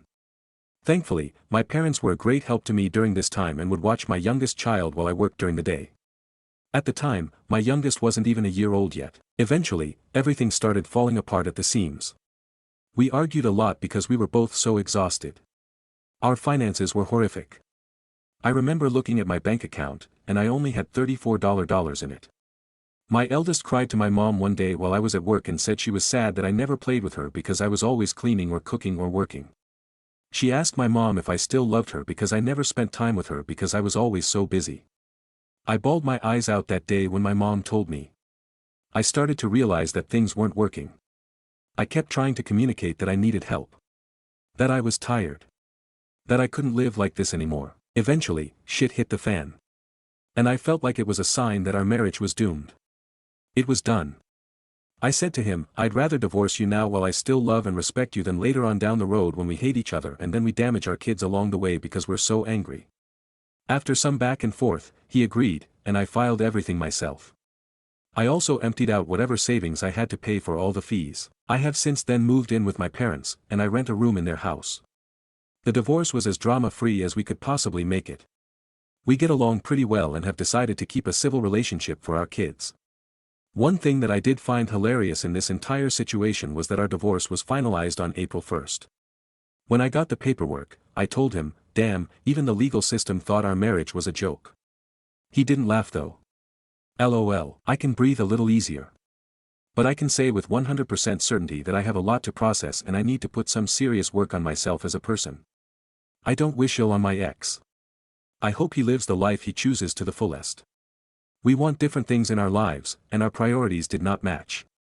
Still, I hope he finds happiness. Anyhow, that's my update. Thank you guys for reading. Take care of yourselves out there. TL, we divorced. Relevant comments. OOP on her husband working himself to death with 2 jobs. Reply, yes, I agree. I never wanted him to get a second job. He kept insisting that he didn't make enough. But once he got the second job, his spending also went up. It was a vicious cycle and I was always so worried because his health got worse along with his finances. He worked the day job 5 days a week and the night job 4 nights a week. Commenter 1, a Cybertruck, wasn't it? Reply, oh dear God, no. Sadly, it wasn't because he thought it was ugly, it was because he couldn't afford the monthly payments. Commenter 2, please tell me you're not legally on the hook for his CC or Tesla debt. Reply, no, I'm not, phew. He never had a doubt that the debt he accumulated was his own doing, and he took responsibility for it. What's sad is that in the past, I had brought his CC to zero for 3 years in a row. But his behavior never changed. OOP on her ex's progress after the divorce. Reply, thank you so much for your kind words. It means a lot to me. My ex quit his night job, actually. He spends way more time with the kids, and now he's fully realizing just how overwhelming it really is. I don't think he'll ever fully appreciate the amount of work I took on. But I've come to the realization that I can't force him to appreciate anything. He has to grow on his own, and only he can take that journey. Commenter 3, I think you'll find in a few more years your trajectory will impress the you of today. You were anchored, and now you are not. You had no help, and now you have your parents. Reply, you can't imagine how much of a loser I felt for asking to move back in. But I'm keeping my head up and hoping for the best. Stories number 25. Wibta for not accepting an apology after being uninvited from an event. Kind Music is playing in London in June at Gunnersbury Park. My girlfriend, Tina, is a fan and asked if I wanted to go. I said yes. She also FaceTimed her sister Yasmin to confirm she was attending. Yasmin is bringing her boyfriend Jim, and Tina's friend Yvonne is also coming. Yasmin asked Tina to buy tickets. During the call, Tina joked about buying 4 tickets but not confirming who they were for. She said, OP and I are going, Yvonne is going, I'm not sure who the 4th ticket is for. Over the next few days, Tina repeatedly asked me if I was sure I wanted to go. Each time, I confirmed that I did, as I enjoy their music, even if I'm not as big of a fan as Tina or her friends. I've been intrigued by the hype, and events like this are something Tina and I typically do together. Today, however, her tone shifted. Tina said Yasmin had shown her a new set she thought I might not like. I reassured her I did like their music and asked if she was trying to get me to say I didn't want to go. To my surprise, Tina admitted she'd been thinking it over and decided she'd like to make it a girls' night with Yvonne, as they rarely get the chance to do things like this together. I asked if Yasmin and Jim were still going, which Tina confirmed but said, I'm not going with them, I don't think I'll see much of them. I felt rejected. Instead of an open and loving conversation, it felt like she drip-fed me hints to manipulate me into not going. She could have said, I'd like this to be a girls' night, would you mind inviting a friend? Instead, it felt calculated, and that she didn't want me there. What makes it harder is picturing Tina, Yvonne, Yasmin, and Jim having fun without me, and not only not missing me but actively having arranged for me not to be there. I actually did what Tina suggested earlier and listened to their latest set to make sure I would like it, only to be hurt more when I was temporarily made to be even more excited for the event only to then realize I had to find someone who actually wanted to go with me. I also sort of don't want to go on my own or with anyone else because I feel like I'll be in my head about whether Tina is having more fun without me and it'll ruin the experience. Tina has since apologized for the way she handled it and admitted that she should have just been honest and direct, but something still isn't sitting right with me about essentially being excluded from this event. She did say in passing that perhaps I should invite 2 other friends, a couple. Interestingly enough she assumed they would come as an item even though we seemingly do not, and go with them, but her not wanting to spend this time with me is hurting. We do have other plans lined up, a trip in December and another event in June 2025, so this isn't a pattern of exclusion. Still, I can't shake the hurt, especially since I'm used to us doing things like this together. Wibta for not accepting this apology and making a bigger deal out of this. Relevant comments. Commenter 1, info, have you asked her about why she did it this way? Did she answer you? Or would this be the first time you addressed how deeply the manipulation hurt you? Reply, yes, I asked. She said because she was fearful of causing upset so hoped I would just decide not to come. I asked if there was more to it, because it wasn't, look I fancy doing this with Yvonne so would you mind inviting one of your friends? It wasn't, look, I feel really bad, I know I said I'd do this with you but I'd like to make it just me and Yvonne. It was a calculated attempt to make sure I didn't attend, or so it felt. She assures me that it's not the case, and that it's no deeper than her just wanting to go with Yvonne now rather than a larger group. Commenter 2, NTA what's done is done, but you may want to reevaluate your relationship and see if there's more signs where you're often dismissed or overlooked. To me it feels intentional almost on a gatekeeping level where the 4 tickets were always meant to be for them, with you, the interloper, conveniently bailing at the last minute, but your GF still able to go. Reply, the 4-ticket thing is being taken slightly out of context. The 4 tickets weren't intended for the 5 people in the story, or at least that's now how I interpreted it. I took it that Yasmin and Jim would likely get their own tickets, Tina was sorting mine, Yvonne's, and her own, and there'd be a spare for someone else. Yasmin I think was hoping Tina would buy hers for financial reasons, and maybe the 4th ticket would have ultimately gone to her, or Jim would have bought her one, but I don't think there's any chance Tina is buying Jim's ticket. I included it in the story to demonstrate how it had gone from a the more the merrier mentality to I'd rather you didn't come conversation. Nevertheless, there are a few other signs of me being overlooked, or perhaps not getting as warm of a reception to certain things that her friends would typically enjoy. I've raised this with her, because I'm concerned that she's starting to resent me, but she's assured me that it's not the case, that I'm reading into things, that she's very committed to and in love with me. She has been quite self-aware and said there have been instances where in hindsight she has self-sabotaged because the relationship is getting more serious and she has been hurt in the past. Update. After a bit of reflection time, Tina offered a sincere apology and said in hindsight she'd handled it very poorly. She said I was more important in her life than any gig, and rather than risk causing any more upset she wasn't going to go. I was grateful for the reassurance. I did think that closer to the time we could likely pick up some resale tickets cheap if we changed our mind, but for the most part, in my current headspace, I figured going to the event would just be a painful reminder of a time I wasn't wanted, so I would likely rather skip it and try to forget it altogether. The ticket date came and went and I wondered if Tina had bought tickets. I stopped myself from asking her though, and decided to trust her word from the night prior that she wasn't going to. We patched things back up and got pretty much back on track. You can probably guess what happens next. A little later I asked how Yvonne took the conversation around tickets, and she was a little evasive saying, "We've already had this conversation," she said I handled it really badly etc. I asked her outright if she'd bought tickets, and she hesitated, before confirming she bought 3, one for her, one for Yvonne, one for me. Her view is that we have these very hard to come by tickets for the future now should we decide to go, and if I'm not comfortable she would simply sell them. My view is she had 2 options, 1, risk not getting tickets, but no risk to upsetting me. 2, 0 risk on tickets, but small chance of upsetting me. She chose option 2 and risked upsetting me, breaking her promise from the night previous. I feel like she's putting this event ahead of me.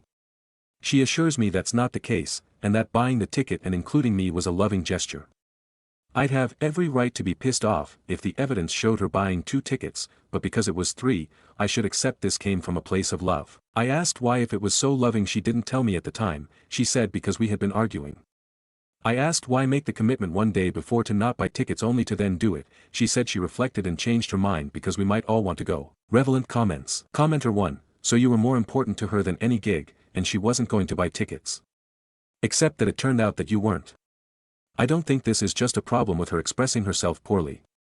I think she is expressing her priorities pretty clearly. I'm really sorry. Commenter 2, there is a lot of manipulation and trust breaking happening here. The question is this the only thing? Honestly, if you want this to work, it sounds like you both need a ton of work on what is going on. Are you sure that 3rd ticket was even for you or was it for a friend she was going to invite in your place, but since you cornered her she has to punt? She didn't tell you when she bought them and only admitted when she was caught.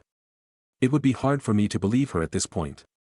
My guess is she would have had plans the day of the concert but promised it was unrelated. If you really want to see what she feels, tell her you are not interested in going at this point. Why doesn't she just invite a friend instead?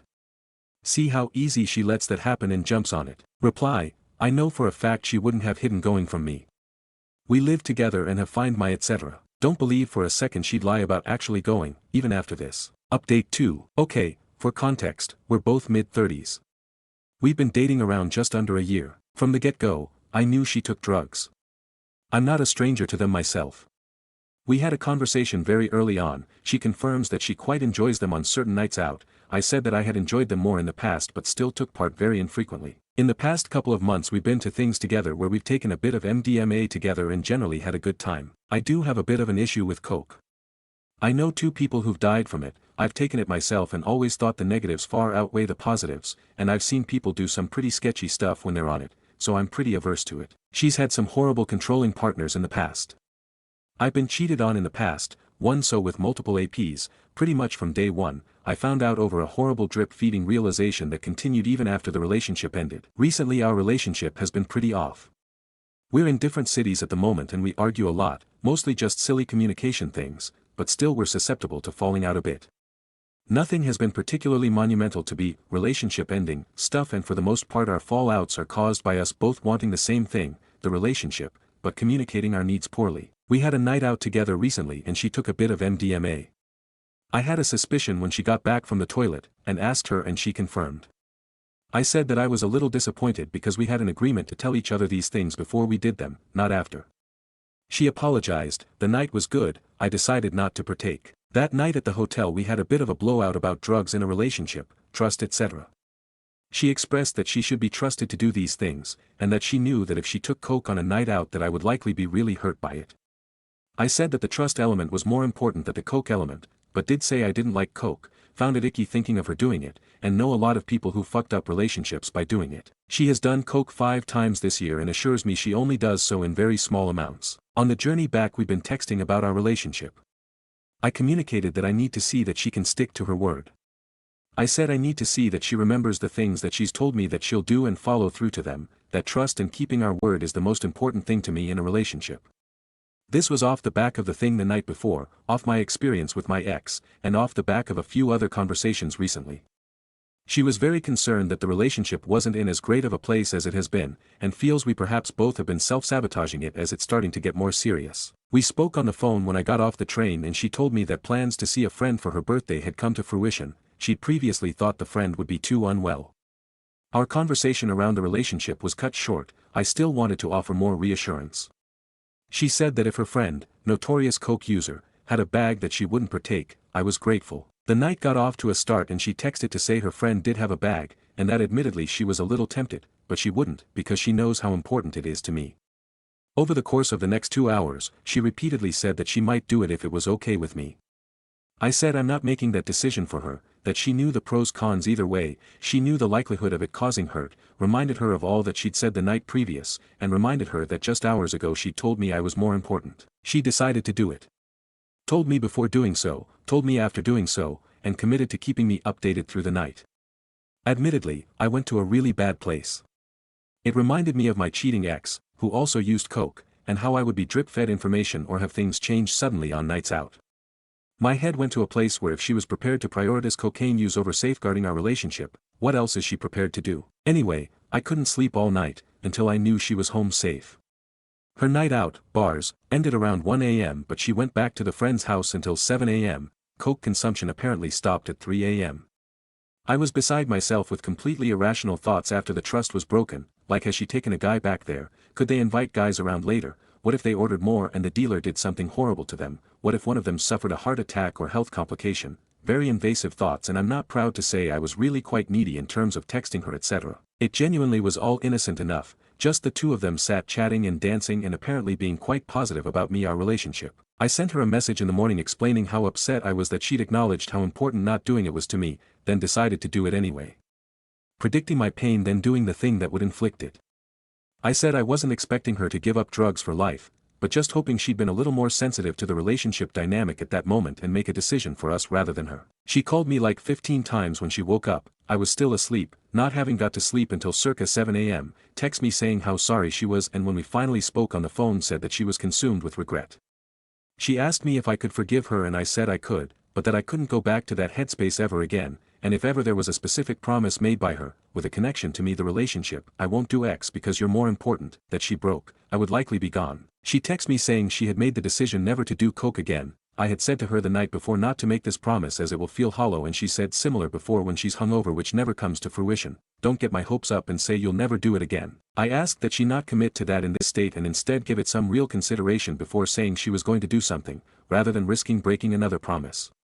Whereas her text said, I will never touch the stuff again, and, you are more important than drugs, the most important, she has since adjusted this to clarify that it is only coke that she is swearing off, not other drugs, MD for instance, because, you've never had a problem with that. Anyway, in the days following she has not necessarily withdrawn her apology, but she thinks that I overreacted a little, and seems concerned that I will now an issue with her going on nights out, and has said that she's worried about me finding an opportunity to end things if she breaks the tiniest little promise in the future.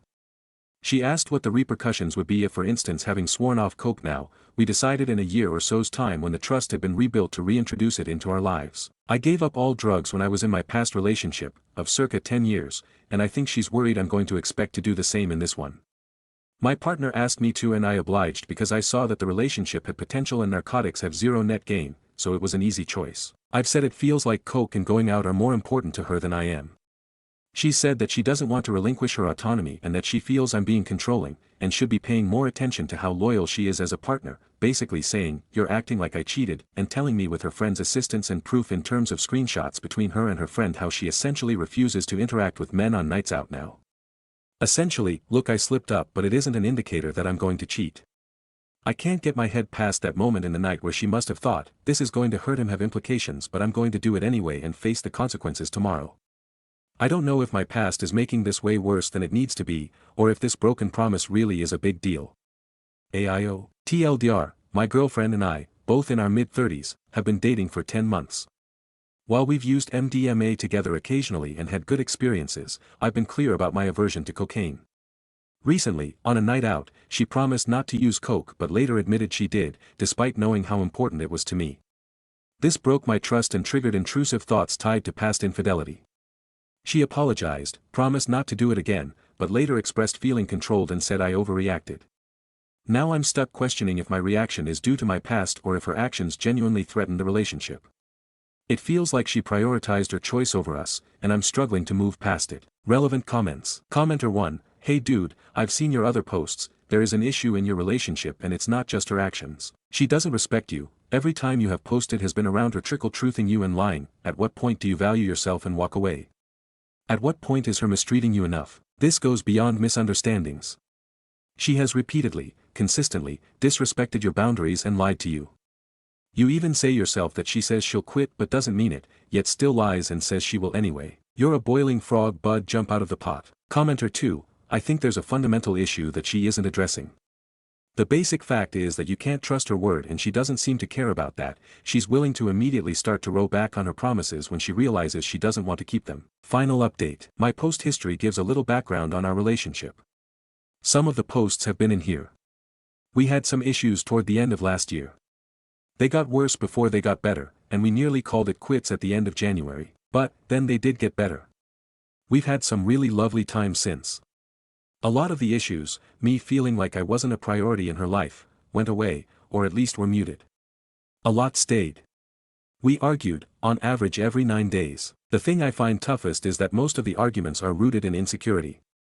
On the deepest level, she's just scared that I'll leave, and would seemingly rather either control that herself or at least perpetually test me to see if I'm safe. Perhaps it's easier to live with having blown the thing up yourself than facing what it feels like to have someone decide you weren't enough. I just wish I could have made her feel safe enough. I know she couldn't help it. That's the toughest part. She just wanted to be nice, to be good, to feel safe. I really wish it could have worked. For clarity, I left her. The final disagreement was she sent me a sexy photo and then got very upset when I said I'd reciprocate the following day. Apparently I should have instantly replied with one, I just wasn't feeling too great, and she sent it on once view so I could barely get in the mood before I thought best to reply and tell her how sexy she looked. I get it's not great sort of forcing someone into that, but for me more than anything it was just another argument that didn't need to happen, the straw that broke the camel's back kind of thing. She later said her actions made her feel disgusted. She begged for another chance, I stayed strong, but then she asked if we could talk hours later, and when I agreed she said she'd given it some thought and we should break up. I guess that helps her process it. It's been amicable since. Her being level-headed in sorting out logistics makes me miss the version of her that isn't volatile and wonder what could have been. It's tough. I'm not even sure what I want from this post. I guess I wanted to update those who helped when I needed it previously, so there was some conclusion to the story, and also kinda wonder, am I overreacting to the breakup, or was I overreacting in breaking up with her? I'm sure people will jump on the past stories and the photo thing and say I'm better off without, but I really could see the good in her. It's a shame anyway, it helps to talk about it. Relevant comments. Commenter, ugh, I used to be this girl. I had a lot of defense mechanisms like this, and responded the same way. You can become the sum of your problems, or you can be better than your problems. Stories number 26. I told my boyfriend I was uncomfortable with his friend who abused his ex. He won't drop him. Am I overreacting? I and my boyfriend has this childhood friend, we'll call him Alan. They've been close since like middle school. Cool, whatever. Anyway, a month ago, Alan's girlfriend dumped him because he was cheating. Not just texting other girls, but also guys, had Grindr and like 3 other apps, literally scheduling hookups behind her back. Super grimy stuff. When she found out and ended things, rightfully, he apparently lost it. He begged her to take him back, and when she wouldn't, he snapped. From what I heard, he grabbed her by the throat and pinned her down. Then later, he keyed her car and slashed her tires. Yeah, real unhinged behavior. I didn't know the full story until yesterday. One of my girlfriends filled me in. I had seen my boyfriend hanging out with Alan a few times recently, but I thought it was just like casual, checking in on him, stuff. Once I found out what really happened, I was livid. I called my boyfriend and told him straight up, What Alan did is seriously messed up, and I don't get why you're still hanging out with him. He kinda tried to defend it, saying Alan's going through stuff and that he's known him forever, so it's hard to cut him off. He even said he warned Alan that if he ever touches another girl again, he'd beat him up. I told him I just assumed he'd drop anyone who did something that disgusting. Like, that should be a no-brainer, right? He went all quiet, told me good night, and hung up. He didn't text me at all the next day. Not a single, hey, or, good morning. Nothing. So I talked to my mom about it, because moms are wise, and she helped me write out a message to try and explain where I'm coming from. I sent it to him, hoping it would get through. Spoiler, it didn't. He doubled down. Said he didn't want to be the kind of friend who ditches someone when they're down. He literally said, that's the difference between me and you. And that it's the Christian thing to forgive and support people, even when they mess up. Like, okay, sure, forgiveness is fine. But supporting a guy who choked and stalked his ex?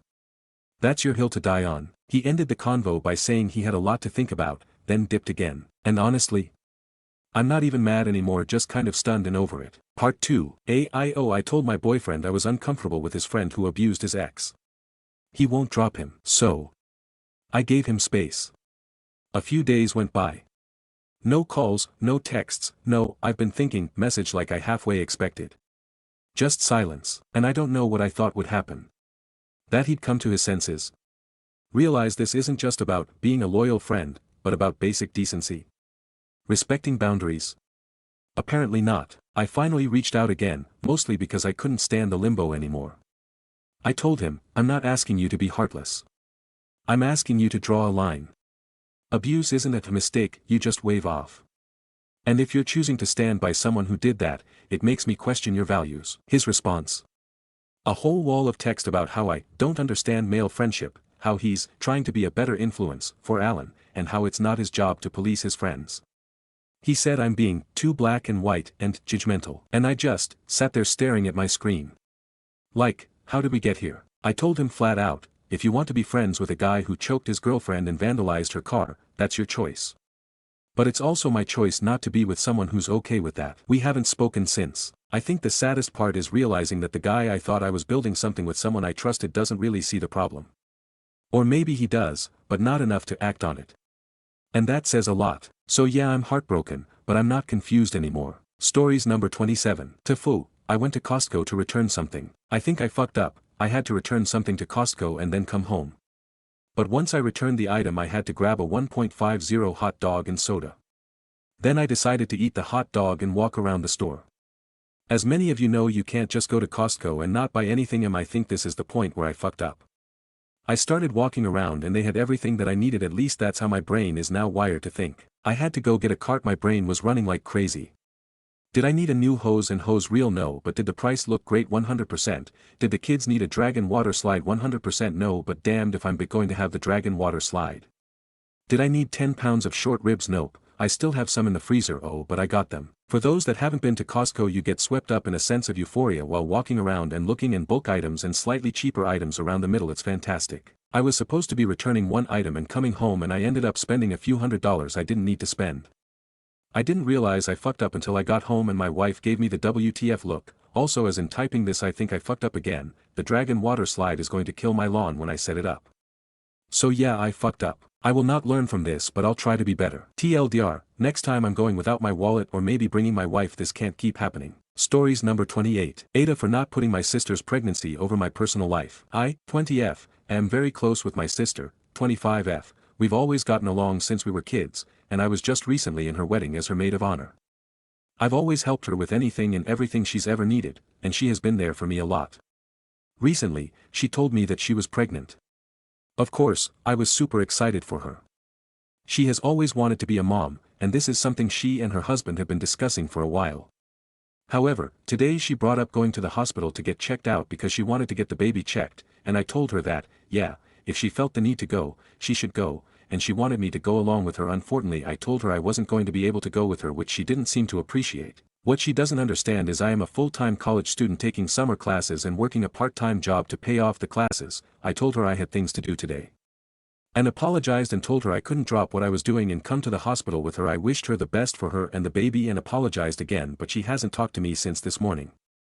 I've tried to set this boundary with her before she even got pregnant. She's told me how I was going to move in with her and help her with the baby, and I told her no, I wasn't. I have my life I wanted to live and I didn't want to be a live-in nanny for her. I did offer my services to help her, but I wasn't going to move in with her in her very small apartment she would share with her husband, herself, a newborn and me. I wasn't going to do any school and go to work since she told me I was going to have to stay 24/7 with her.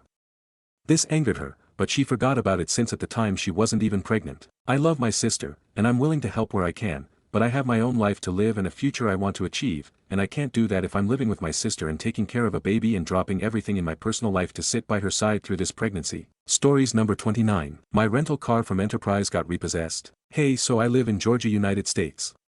I went into my parking garage and noticed my rental car that I've had for about a week was missing.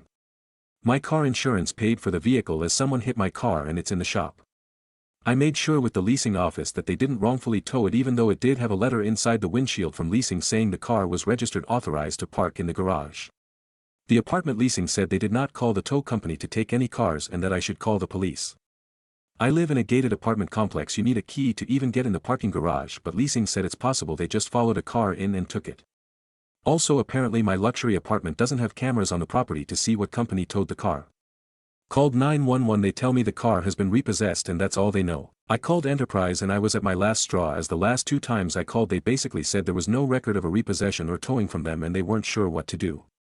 Enterprise said that if they can't find the car they would have to file a police report against me for a stolen vehicle, and that's how they could activate the car's tracker. I called the police to see if I could report it as stolen, and when they looked the car information up they said it was listed as repossessed. I called the rental insurance, I called my local police department, I called 911. No one could help me until finally, after calling the non-emergency number, I was directed to the correct department and a police officer ended up giving me the repossession company information. Am I liable in this situation? I'm not sure what I'm supposed to do since the rental company is saying they didn't repossess the car. Update: my rental car from Enterprise got repossessed. I posted Friday about my rental getting repossessed in Georgia, United States. I called the repo company this morning and they confirmed that the car was repossessed. They also told me what company sent out the notice. Called the auto agency and was redirected to the repo company. Called Enterprise and told them what the repo company told me. The manager confirmed with me that the car was indeed repossessed because the last person that rented the vehicle wasn't making payments, but they did return the vehicle eventually. So the repo was cancelled on Enterprise's end and he wasn't sure where the mix-up was, but he said he was able to get me into another vehicle or return the old vehicle back to me since my personal items are still in there. I asked about compensation for this and he said there wasn't really anything he could do, so I spoke to his senior manager. His senior manager apologized for the situation and claims that she's really not sure why the car was repossessed, as there was no record of a repossession at all on the Enterprise side. She apologized for the lack of communication and claims that the corporate team is still trying to sort out what exactly happened, but the car is being released. As for compensation, they are giving me points for future use on an Enterprise vehicle totaling up to the 5 days I was without a vehicle. Also, I should mention I called my insurance company this morning before Enterprise and they said this is pretty much on Enterprise, not them, which I guess is true. But my claims adjuster encouraged me to keep hounding them on the matter as this was a fault on their end. Enterprise is just continuing to insist that there is no documentation for any of this, and that's what's causing the confusing. This has never happened before. In conclusion, this was all super annoying. Stories number 30. Guy I'm dating gets up and peed in his room. Okay, so I've been dating this guy for about a month. So far he's been really nice, but I've noticed he drinks pretty regularly. That is a quality I don't like, but it wasn't anything too crazy. One night he had a couple mixed drinks and took melatonin. Didn't think much of it at the time. We go to bed.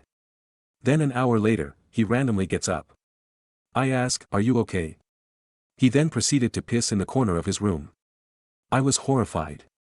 I didn't know what to do. I yelled for him to wake up and stop, but he didn't. He emptied the tank completely and went back to bed. I got up and went to the couch to gather my thoughts. I then woke him up and he apologized and cleaned it. Since then, however, I'm just completely disturbed.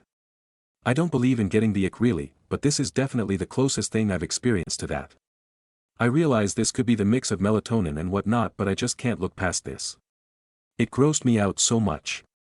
Am I overreacting? Sum of comments. Commenter 1, that is sleepwalking. I don't think just a couple of drinks and some melatonin could cause that level of blackout, so I think it is sleepwalking. I wouldn't say you are overreacting because it is weird, but more importantly, does it happen in other ways at other times? He may need to see a sleep specialist, because it could be dangerous. Reply, that is what I was thinking too, but he said that had never happened before, so I'm not sure. Commenter 2, nor just because it was due to drinking and mixing it with a sleep aid. My husband has a sleep disorder and has done this, but, out the window. LOL, and I can't imagine making him feel gross about it. Particularly when he never made me feel gross through pregnancy and childbirth, which quite frankly is gross. Reply, right. I think me not knowing him for too long makes a difference too. I feel like I could look past it if we were together longer, but I'm just disturbed by it LOL. Commenter 3, Nor, that's a pretty wild thing to witness a month in. On the other hand, he might just be sleepwalking and has had a problem with it for a while now. The drinking mixed with melatonin definitely does not help, but my brother did stuff like this often, when we were younger. The last thing you want to do is make them feel bad about it, because if this is the case, he's probably already so embarrassed. Maybe talk to him and see if he's aware of this or if this was a first-time thing. Reply, this was a first-time thing. Right, I do truly feel bad about it, I don't want to shame him. I think I'm just feeling guilty for feeling so grossed out about it, but like it's so hard for me not to. Top comment, define, drinks pretty regularly, he has a drink or two several times a week. He has a drink every day. He has a lot of drinks several times a week. Can he go a week without drinking? Reply, I've really noticed any time we hung out at least. Which was 2 to 3 times a week. Commenter, was it more than 1 or 2 drinks? It's something to watch out for. You do not want to get involved with an alcoholic. How old are y'all? Reply, I think it's been 2 max, but I'm not so sure. Early 20s. He told me his father was an alcoholic, which, update, I ended up breaking things off with him. Thanks everyone for the advice. I was already feeling weary about things in general even before this happened. I've had an inkling about a possible alcohol problem as well. Regardless if it were sleepwalking, I just cannot get the image out of my head and the way I felt during it. Too icked out unfortunately. Stories number 31. Aita for not telling my ILs why I grew up in foster care and have no relationship with anyone biologically related to me. I, 27F, grew up in foster care my whole life. As a newborn I lived with a bio relative for a couple of months until I was given up. Then when I was 4 another bio relative took me in for 6 months before they also gave me up. I don't remember the first time, for obvious reasons. I do have vague memories of the second time. I gained access to my file at 18 and I was able to read through everything. The basics are that I was an affair child on both bio parents' part and a relative swooped in to stop me going into the foster care system but gave me up when they realized it came at the expense of a relationship with that part of my bio family. The same situation happened with the second relative. They took me in but did not realize it would mean no contact with the bio side we were related through. So they also gave me up. There was never any contact with my bio parents and no engagement from family after the second attempt or any interest in taking me in. People either ignored the request or said no when contacted by the social workers. Nobody wanted visits with me either to have some kind of contact. When people gave reasons it was that they did not want to lose the rest of their family. I was never adopted or fostered long term. I had so many issues because of it all. And with hope that someone would want to know me, I reached out to bio sides at 20 and I was ignored or rejected. Nobody wanted anything to do with the affair child. Including the half-siblings I have from both of my bio parents' marriages. The only reason I tried to reach out is I was hoping someone, now that more people were adults, would be open to a relationship, but I accepted that nobody did. What was made clear to me is the bio parents were forgiven and all the hatred was put on me instead. To the point that several of them wished me dead in response to my reaching out. When I met my husband I was honest about my background and lack of family. He supported me, but he did warn me that some of his family might be pushy about reconciliation and finding birth family and could be a little overconfident about how easy it is to demand relationships with blood relations. He said he'd back me up regardless of what I told them. So I went with saying I was a foster kid and my bio family didn't want contact and leaving it there. And my husband has backed me up and we have left family gatherings when his mom, his paternal, aunt or his SAL start pressuring me. His mom and SAL have told me I need to make it clear to the bios that I am not deserving of this rejection and we are a family and they will get to know me. I know from hearing them talk about other families that me being an affair baby would not change their advice and would just create new tangents for them and for his aunt. They believe that sometimes you need to fight for relationships even when others say you shouldn't or can't. They said family should not be denied or shunned or allowed to be dismissed quietly. There's also increasing pressure from his mom and aunt for me to give everyone the whole story so they know how to advise me better. This whole thing is annoying, but I can live with it and I get along incredibly well with my husband's dad, sister and brother as well as his grandparents. My husband has told his mom, aunt and SIL that we won't spend as much time with them specifically if they keep this up. We're not going no contact over this, but low is possible. But their argument is that they're trying to help and saying I'm wrong for keeping my family, them, in the dark and denying myself the help they could give if they knew more. Stories number 32. Wibta if I tell my boyfriend how disappointed I am in the date he took me on. For background, my boyfriend doesn't make a lot of money. I don't mind this at all, but it also means we don't go out much because he doesn't like me paying for him. So when he told me he wanted to take me to a nice dinner on him, I was pleasantly surprised. Turns out his mom had given him a $50 voucher for a nice restaurant nearby, and he said had saved up a bit of money to cover the rest. He had been to this restaurant before and had always raved about the beef Wellington. I was excited. We got there and sat down and he ordered a beer, so I followed suit and got the same. He made a comment about, just this one and then waters after this, okay? Not a problem. We started looking at the menu and again he was raving about the beef Wellington. I said it sounded amazing and I think I'll try that. Then he says, okay great, so I'll order that, now maybe let's look at some of the pastas. Huh. I was confused for a minute, then he pointed out a penne alla vodka, the cheapest item on the menu, and mentioned how that looked good.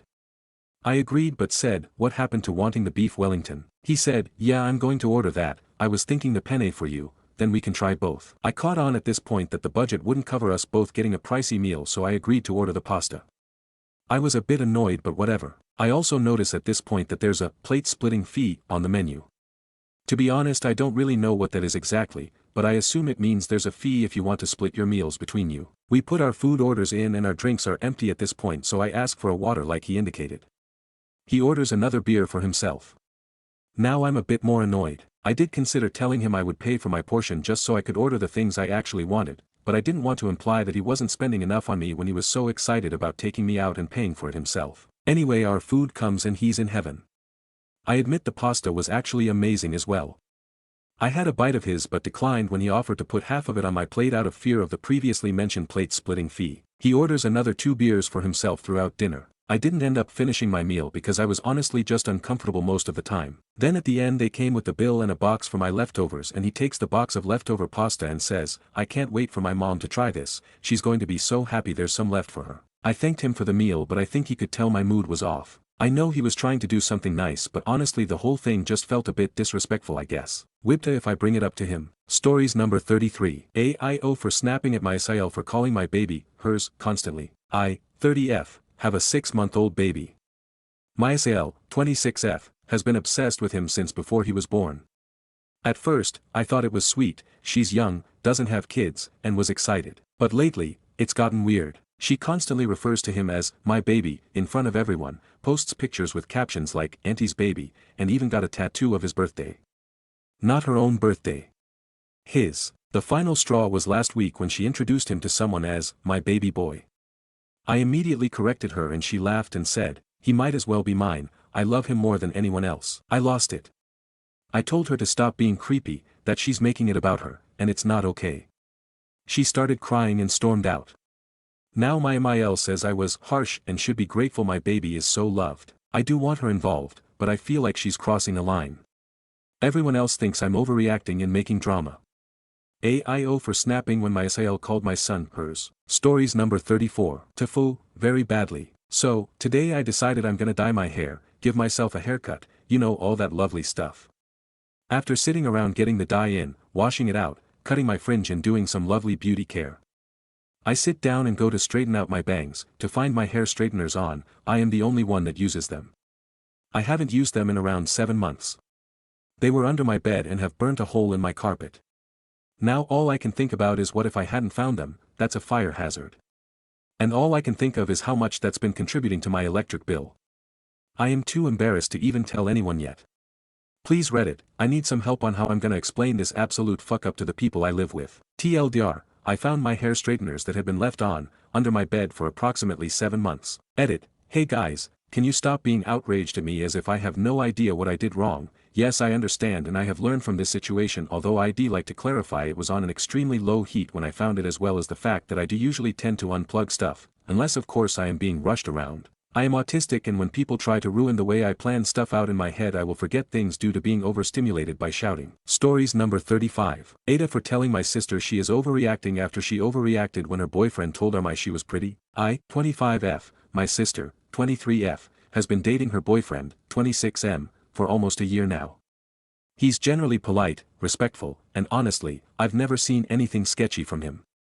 The other day, we were all over at our parents' house for dinner, me, my sister, her boyfriend, and our parents. At one point, my mom, who is in her early 50s and takes good care of herself, came into the room dressed up a little nicer than usual, and my sister's boyfriend said something like, "Wow, you look really pretty tonight, Mrs. Reimerschneider."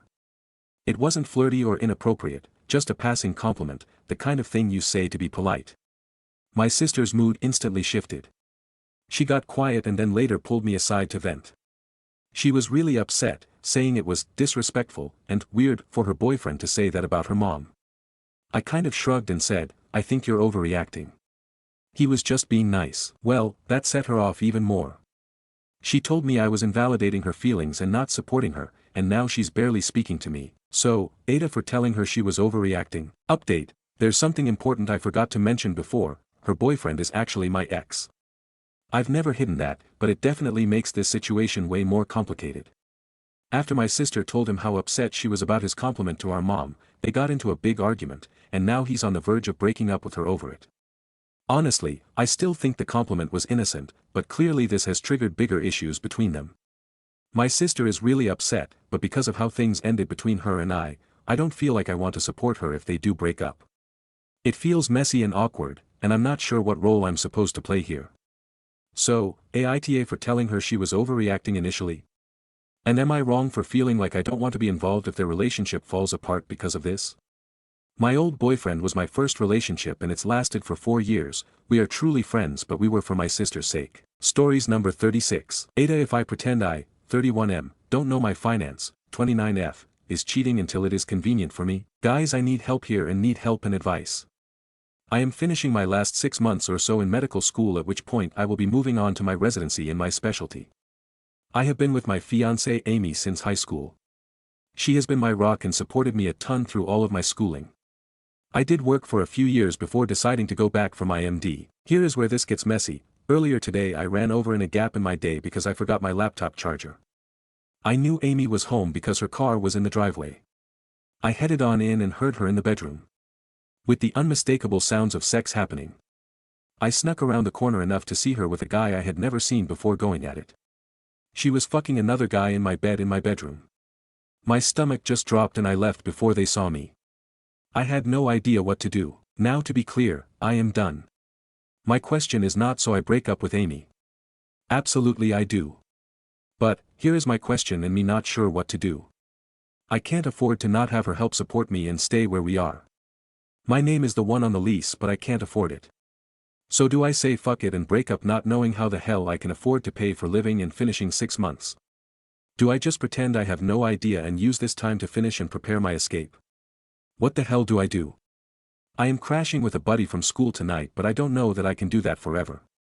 She thinks I am just doing a cram session and has no idea I was there or saw them. Does it make me the asshole if I use these last 6 months as payment for her cheating? Stories number 37. Wibta if I told my guests that it was awful having them stay over. My fiancé, 25M, and I, 24F, from Germany had guests from the US for the last 10 days, let's call them Tim, 27M, and Tara, 24F. I met Tim online during the pandemic. We bonded over talking about everything that was going on, our different experiences growing up, etc. We also talked about him visiting Germany since he had been wanting to come back. 5 years later I am with my fiancé and he has a girlfriend of 3 years, we are still talking regularly. My fiancé and I just moved into a bigger place and decide to ask if they want to come visit.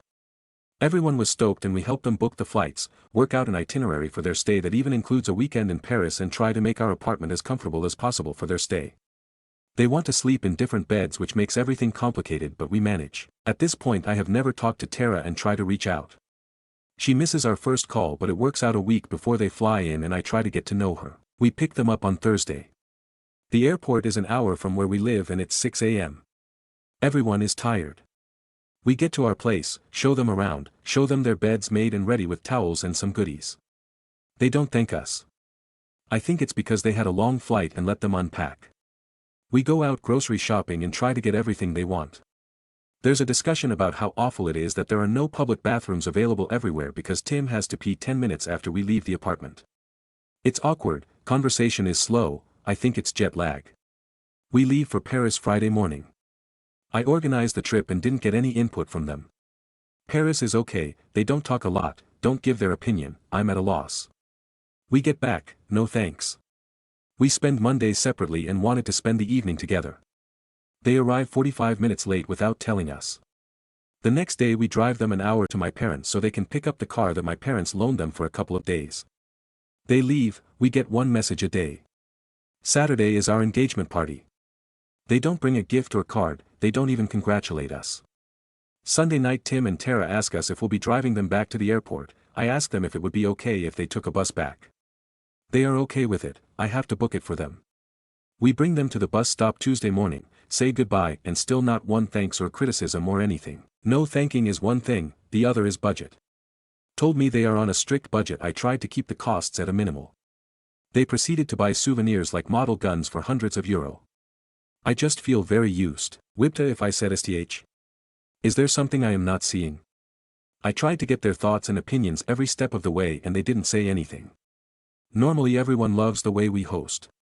Personally I've always been a fan of open communication, but maybe this is normal and can be put under cultural differences. I don't want to be rude. Stories number 38. Aita for telling my girlfriend I won't wait around while she finds herself. I, 29M, have been with my girlfriend, 27F, for almost 2 years. Lately, she's been saying she's confused about life, doesn't know what she wants, and needs time to figure herself out. She says she still loves me, but she's unsure about the relationship, her job, where she wants to live, basically everything. She suggested we take a step back but not break up. Just give her space while she sorts things out. I told her I'm not okay with being in limbo. I said I care about her, but I'm not going to sit on the sidelines indefinitely while she decides if I'm part of her future or not. I told her if she needs space, fine, but I'm out. She called me selfish and said I'm abandoning her in a vulnerable moment. But to me, it feels like I'm being kept as a backup while she figures out her next move. Aita for refusing to wait around. Stories number 39. Aita for insisting my son be the flower boy. I am getting married in July, and wedding planning is in full swing. My wife-to-be and I are on the same page about almost everything, except for this one thing. My son wants to be the flower boy, and I want him to be too. My finance says that a flower girl is traditional and that it would be weird to have a flower boy. She says her family will be uncomfortable. She says that he should be the ring bearer. He doesn't want to be the ring bearer, he wants to carry the basket of flower petals. He thinks it looks fun. My line of reasoning is that anything that gets him excited about this wedding and having a stepmom is a huge plus. My fiancé says we shouldn't teach my son that everything is about him. I absolutely agree.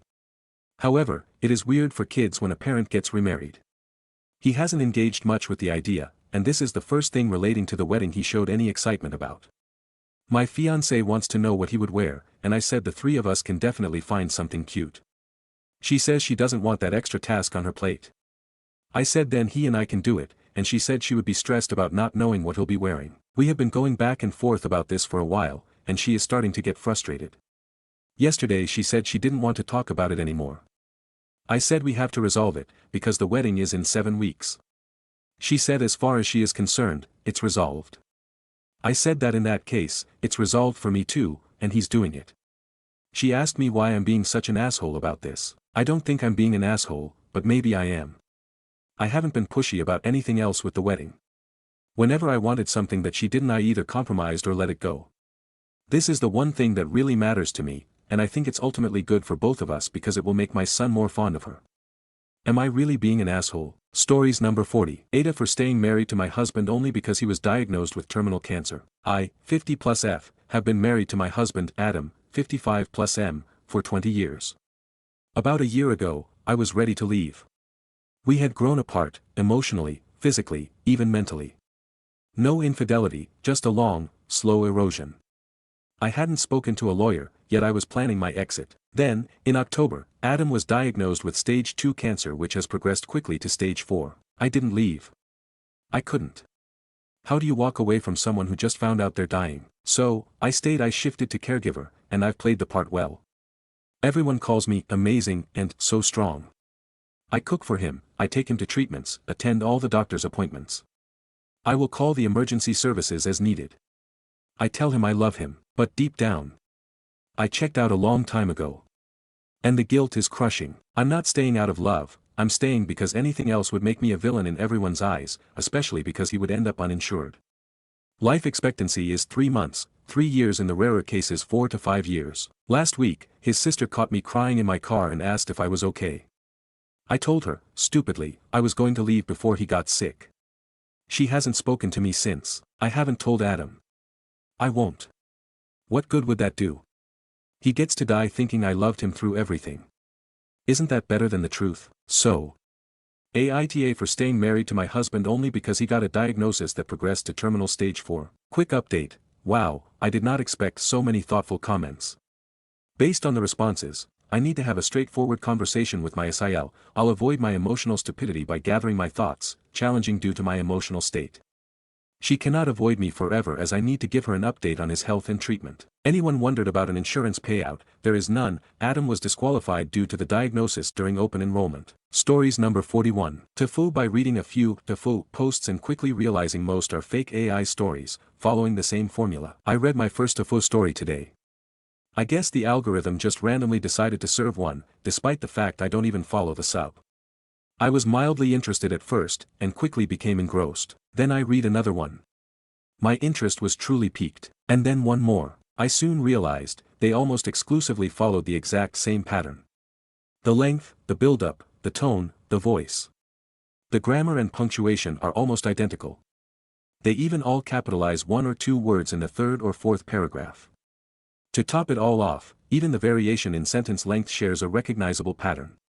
I was shocked. Now here comes the telling part. Once you check OP's account, their profile is usually less than 30 days old and there are no other posts, at least nothing significant, or it has all been deleted. And now, I can't read any more Tofu stories, because they all seem generic, and I can't trust that they're real. For illustration purposes, this post is an attempt to write in the same style. TLDR, Tofu. By realizing most stories on this sub are generic AI slop, and now I have completely lost interest in this sub and can't stop questioning all content on Reddit. Stories number 42. BF, 30M, knowingly gave me 26F, HPV. Posting on a throwaway for obvious reasons. I, 26F, found out that my boyfriend, 30M, of almost a year gave me HPV. He was aware he had it before we started dating and chose not to tell me until I started having symptoms.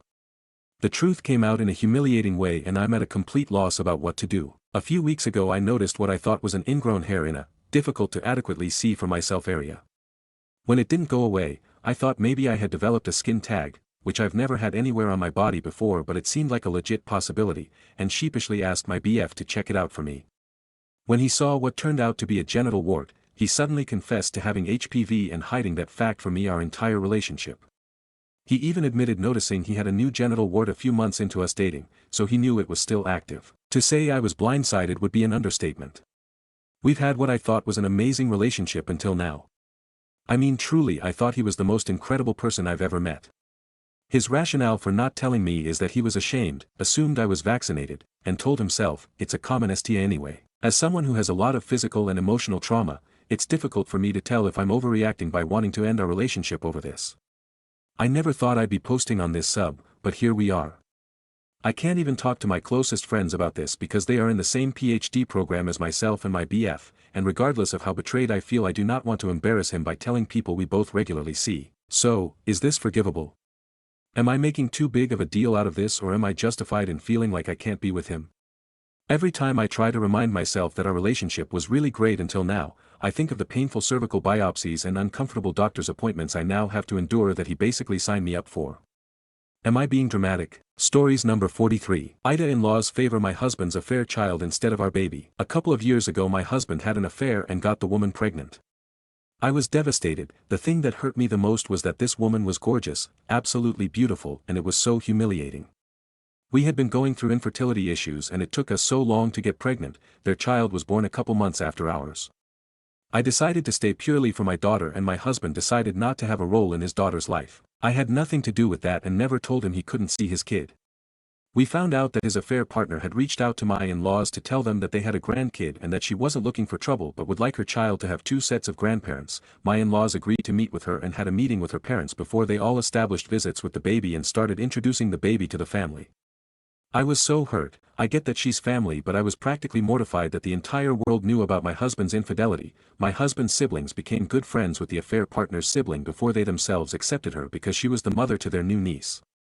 My husband and I saw pictures of them together on my Phil's Facebook, and my husband wrote to them and asked why they were getting close to his affair partner when they had only visited us 4 times since our daughter was born. My Phil told my husband that they were being grandparents to their grandchild and called my husband a horrible father for not being in her life, which I get. A couple of days later my Mill and Phil stopped talking to us and removed us from all socials. We still had contact with his siblings, but they felt it was awkward having contact while their parents had cut us off. This continued for a year, and during this time my husband's ex-affair partner got married. They were invited to the wedding and he took her in as his own. I don't want to go into the details, but our daughter ended up passing away and we had to go through this entire legal process because nobody caught the disease in time despite there apparently being signs. Fast forward to now, my husband has had a change of heart and wants to be in his daughter's life. I'm a little skeptical, because I honestly don't think I can handle that. He has been expressing remorse over being a coward and abandoning his kid and affair partner, which hurt a little, but I understood completely. He reached out to his mother tentatively and she replied with a, "Don't talk to me about this and don't bother writing to me again after this. If you want to see your kid, get a lawyer," in other words. I honestly don't know how to deal with this. They refused to see our daughter even when my husband's siblings told them she had passed away, which still hurts. This entire thing hurts. I don't know if I'm the asshole for not pushing my husband more to have a relationship with his daughter. Edit, I am not trying to have another kid with my husband, for fuck's sake. Stories number 44. Aita for reminding my dad's wife that she was supposed to be my mom's best friend but instead was a backstabber who cheated with her best friend's husband. I am 17, live in a toxic household and I contribute to that, but I want to know if I'm TA for this particular part of it. So my parents were married and seemed happy when everything fell apart. My mom found out she had a brain tumor, and on that same day she found out my dad was sleeping with her best friend. I was 10 at the time, and for like 5 weeks life was crazy with my dad and Haley, who was meant to be my mom's best friend, trying to make her forgive them. My mom started having seizures because of the tumor and I think because of the stress too, and she died 5 weeks and 2 days after she was diagnosed with her brain tumor. My dad and Haley moved in together after my mom died and they decided they would try to raise me and my sister together. My sister was 8 at the time and my dad has said she took her cues from me, but we did not accept Dad and Haley and we acted up a lot. I yelled at them, called them names, refused to listen when they asked me to do something, and I told other people what they'd done. All of Dad's friends, all of Haley's friends and our neighbors knew, and mostly because of me. I interrupted their wedding a bunch. My sister did, but not as much. We wanted to live somewhere else and they refused. They got us all into therapy and I didn't put any work into fixing things. My dad and Haley had 2 kids and I refused to help or care. I make a point of telling or showing what they are and what I think of them. For my dad that meant cutting him out of photos, and I say every now and again that I'll change my last name to Mom's. She never changed hers when they married. And I talk about my maternal grandpa being the man I want to be most like because he's the best guy I know. But with Haley, I remind her every time that she was supposed to be Mom's best friend and she was a backstabber who cheated with my dad instead. And I do this in front of other people if she tries to act like my parent or take praise for my good behavior around other people. She told me I need to stop bringing it up several times, but I ignore her.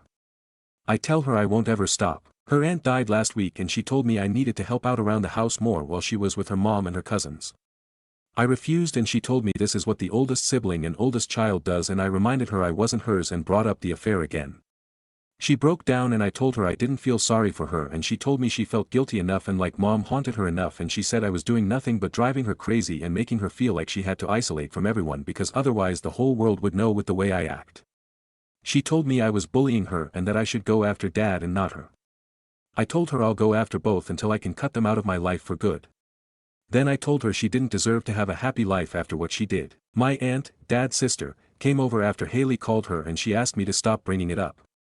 She told me Haley and my dad don't need to be forgiven, but that reminding Haley like this and shaming her and making it difficult for her to have relationships where people won't know and judge isn't okay because the kids she and Dad have together will suffer. Stories number 45. My neighbor keeps trying to break into my apartment. So here's a fun little mystery from my building. Every single day, morning and evening, at 5 a.m. and again at 10 p.m., like clockwork, my neighbor tries to open my apartment door with the handle. Like it's his. No key, just a firm jiggle of the handle before he realizes it's not opening and casually walks away. For context, I'm a 22-year-old woman living alone. He's probably in his 50s or 60s. Not super chatty. Talks to himself a lot though. Like, full conversations. Alone. Also, and I swear I'm not making this up, when he leaves his own apartment, he closes the door and then rings his own doorbell. Every time. No one ever answers. I have so many questions. At first, I thought, honest mistake. But the thing is he's been living here longer than I have. So, he should know which door is his. Right? But we are now weeks into this daily routine. Sir. I promise you. This has never been your apartment. It wasn't yesterday. It won't be tomorrow. And yet, he persists. Like maybe one day, the stars will align, and suddenly the door will open and he'll walk into a parallel universe or something. I've decided to slip a polite little note into his mailbox, something friendly but clear, just to say, hey, please stop trying to open my door, thanks. Maybe that'll be the end of it. Or maybe he'll just start knocking for good measure. Who knows? I'm considering leaving a note on the door. A sign. Something like, still not your door, champ. Or just embrace the chaos and start waving through the peephole every time he tries. Has this happened to anyone else? Am I starring in someone's confused sitcom without knowing? Update. Well, folks. We've had progress. Maybe. Sort of. Here's what happened. After my last post, I left a little note in my neighbor's mailbox. Friendly tone but clear message. I then proceeded to live my little quiet life until the next day when, plot twist, he knocks on my door. At the exact moment I hear knocking, I know it's him. Call it female intuition or whatever. So I open my door. I smile. Say hi. Like everything is alright. I'm a nice neighbor, you see. He asks me if I'm the one who put a note in his mailbox. And then proceeds to tell me, very insistently, that it's not him. Not once. Not twice. But multiple times. Like a gaslighting remix on loop. I tell him I hear his door open and then a few seconds later my handle wiggle. He smiles, shakes his head, and says nope, wasn't him.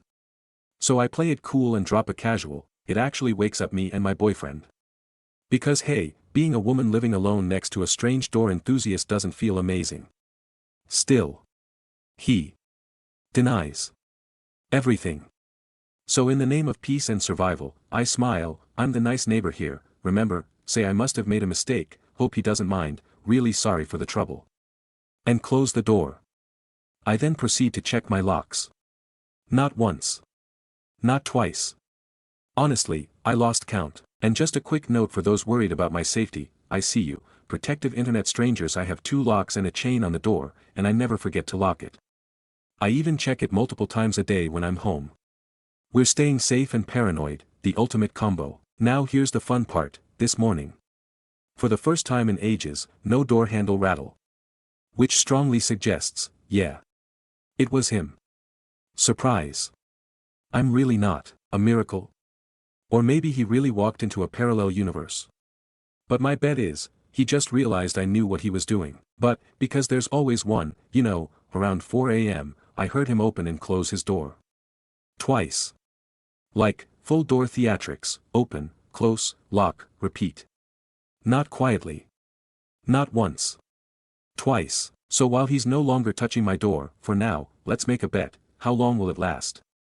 I'm taking guesses, he's still apparently living out some kind of nocturnal hallway ritual. Don't ask me why. The hallway spirits, maybe. Or OCD, as many of you suggested. So yeah, we're celebrating small wins. For now, my door gets to rest in peace. Let's hope it stays that way, and let's all repeat it together, some doors just aren't yours, buddy. Stories number 46. Entitled Lady Demands I Turn Over My Cart During Checkout. I was shopping at the grocery store, checking out. I have a full cart of weekly shopping, some bulk items, party supplies for a little get-together I'm having. I'm literally halfway through checking out when this lady walks up behind me with nothing in her hands, just giving me the stink eye for my cart. And then she pats me on the back and says, I need your cart. I assumed she was referring to when I was done, so I said, oh, alright, I'm still using it though. She says, no, I need it now. I'm in a hurry and I don't have time to go find one, I'm hurrying to catch up with something. I was standing there speechless like, ma'am, I'm literally using it right now. She puffs out her chest and says to me, well then take out your stuff. You can just carry it or put it in baskets. I only have a few things to get. The cashier is now giving me the stare, the people behind me are piling up, and I just say to her, no, I'm not unpacking $200 worth of groceries because you don't feel like walking 10 feet to get a cart. She muttered something about people not helping each other anymore and stormed out. I noticed that she wheeled a cart straight close to the entrance when she left, meaning she walked past them to come disturb me in the first place. Stories number 47. They said I could only do tasks listed in my job description. So I stopped answering the phones. I do billing at a mid-sized office, invoice, payment logs, spreadsheets, real thrilling stuff. It's not technically my job to answer phones, but when reception's drowning, I usually help out, or used to. Last week my manager goes, let's stick to what's actually in your job description, alright? Just focus on billing, sure thing, sounds like less hassle for me. So that's what I did. Phone rings. Not my problem. Someone asking for help up front? Not my lane. I just kept tapping away at payable like it was life or death. By day 2 our office manager's practically spinning plates trying to keep up. My boss glances at me like he's waiting for me to tag in. I just said, just doing billing, like you said. He just nodded. Hasn't brought it up again, and yep, that job description's now taped to my monitor, front and center. Stories number 48. Coworker threatens to file a sexual harassment lawsuit against my boss because of a table. Yeah, you read that right. This coworker left moldy food on the table, and instead of singling her out, he politely asks everyone in the office to take care of their food, instead of doing the bare minimum common courtesy and just agreeing to do it. The same coworker who left the food goes, well, isn't it your job to clean the office? Isn't it your job to clean the office? So my boss goes, well, fine. If you can't take care of your stuff, I'll take the table away and you can find a place to sit. My coworker goes, if you take away my table, I will go to HR to file a sexual harassment claim against you. It's not her table, but she has moved my belongings that I've paid for and shoved them somewhere else so she can sit at the table before, so I think she thinks the table is for her and her 2 besties only. I have witnessed her use the exact same language before and used it to throw my boss under the bus to the other boss. She tried excusing her friend's fuck up by going, isn't it his job to do, well, she needs glasses. I've straight up told my boss I don't want to work with her at all because I don't want to get blamed for her not doing her job. Stories number 49. Something added in my contract to restrict me was something I later used to help me. When I first joined a particular company, they had a number of offices in the nearby city. Because they wanted to, essentially, force us to work in whichever office they wanted, they added a line to my contract saying that I could work anywhere in the city. Years later and those offices have gone, there's just the one. That clause is removed from contracts for anyone else starting at the company. Then our department gets outsourced to another company. As part of a UK law, which makes transfer of people between companies easier, they have to take my contract as is. Which they did. They then decided to reallocate many of the people to other parts of their company, throughout the country, expecting you to commute sometimes hours away. Except me. That part of my contract, still present, meant that they could only send me somewhere in the local city. And they had no other offices there. So I stayed. Years later, I'm insourced back and the company tries to send me the other side of the country for a few days to work. I tap on my contract once again. There's something refreshing about being able to use a contract clause, initially added to force me to do something for them, against the company. Stories number 50. AITJ for refusing to buy my parents a full-fledged vacation to France after my startup success. So, I, 29M, recently launched a tech startup that finally, turned profitable after 2.5 years of stress, ramen dinners, and sleepless nights. I've been living lean, cutting back on everything just to keep this thing afloat. I'm not a millionaire or anything, but the company is stable, I can finally pay myself a decent salary, and I even treated myself to a new, used, car. Huge milestone. Cue my parents. They've always been supportive, in the way where they ask, how's your little project going, every few months while simultaneously reminding me how I could have just gone to law school. I'm used to that. What I wasn't ready for was the full-blown expectation that I now owe them a luxury vacation, to France. Like, not just flights and a hotel in Paris. I'm talking a full 2-week itinerary, including a river cruise, 5-star hotels, private tours, and, at least one meal at a Michelin-starred restaurant, their words. When I asked where this was coming from, my mom deadass said, well, we supported you emotionally while you were building your business, and now it's time you show appreciation. I was floored. Don't get me wrong, I love my parents. I'd planned to take them out for a nice dinner or maybe help with a weekend trip somewhere local. But this? This was just so, entitled. When I told them I wasn't in a place financially to drop tens of thousands of dollars on their dream vacation, my dad said, so all that success made you selfish, and then stopped talking to me for a week. I've got friends telling me to just ignore them, others saying I should do something nice at least, but honestly, I'm pissed. I didn't build this company for them. They didn't invest money. They weren't even very encouraging.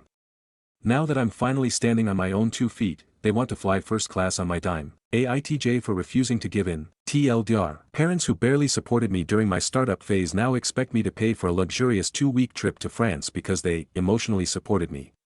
I refused, and they're calling me ungrateful.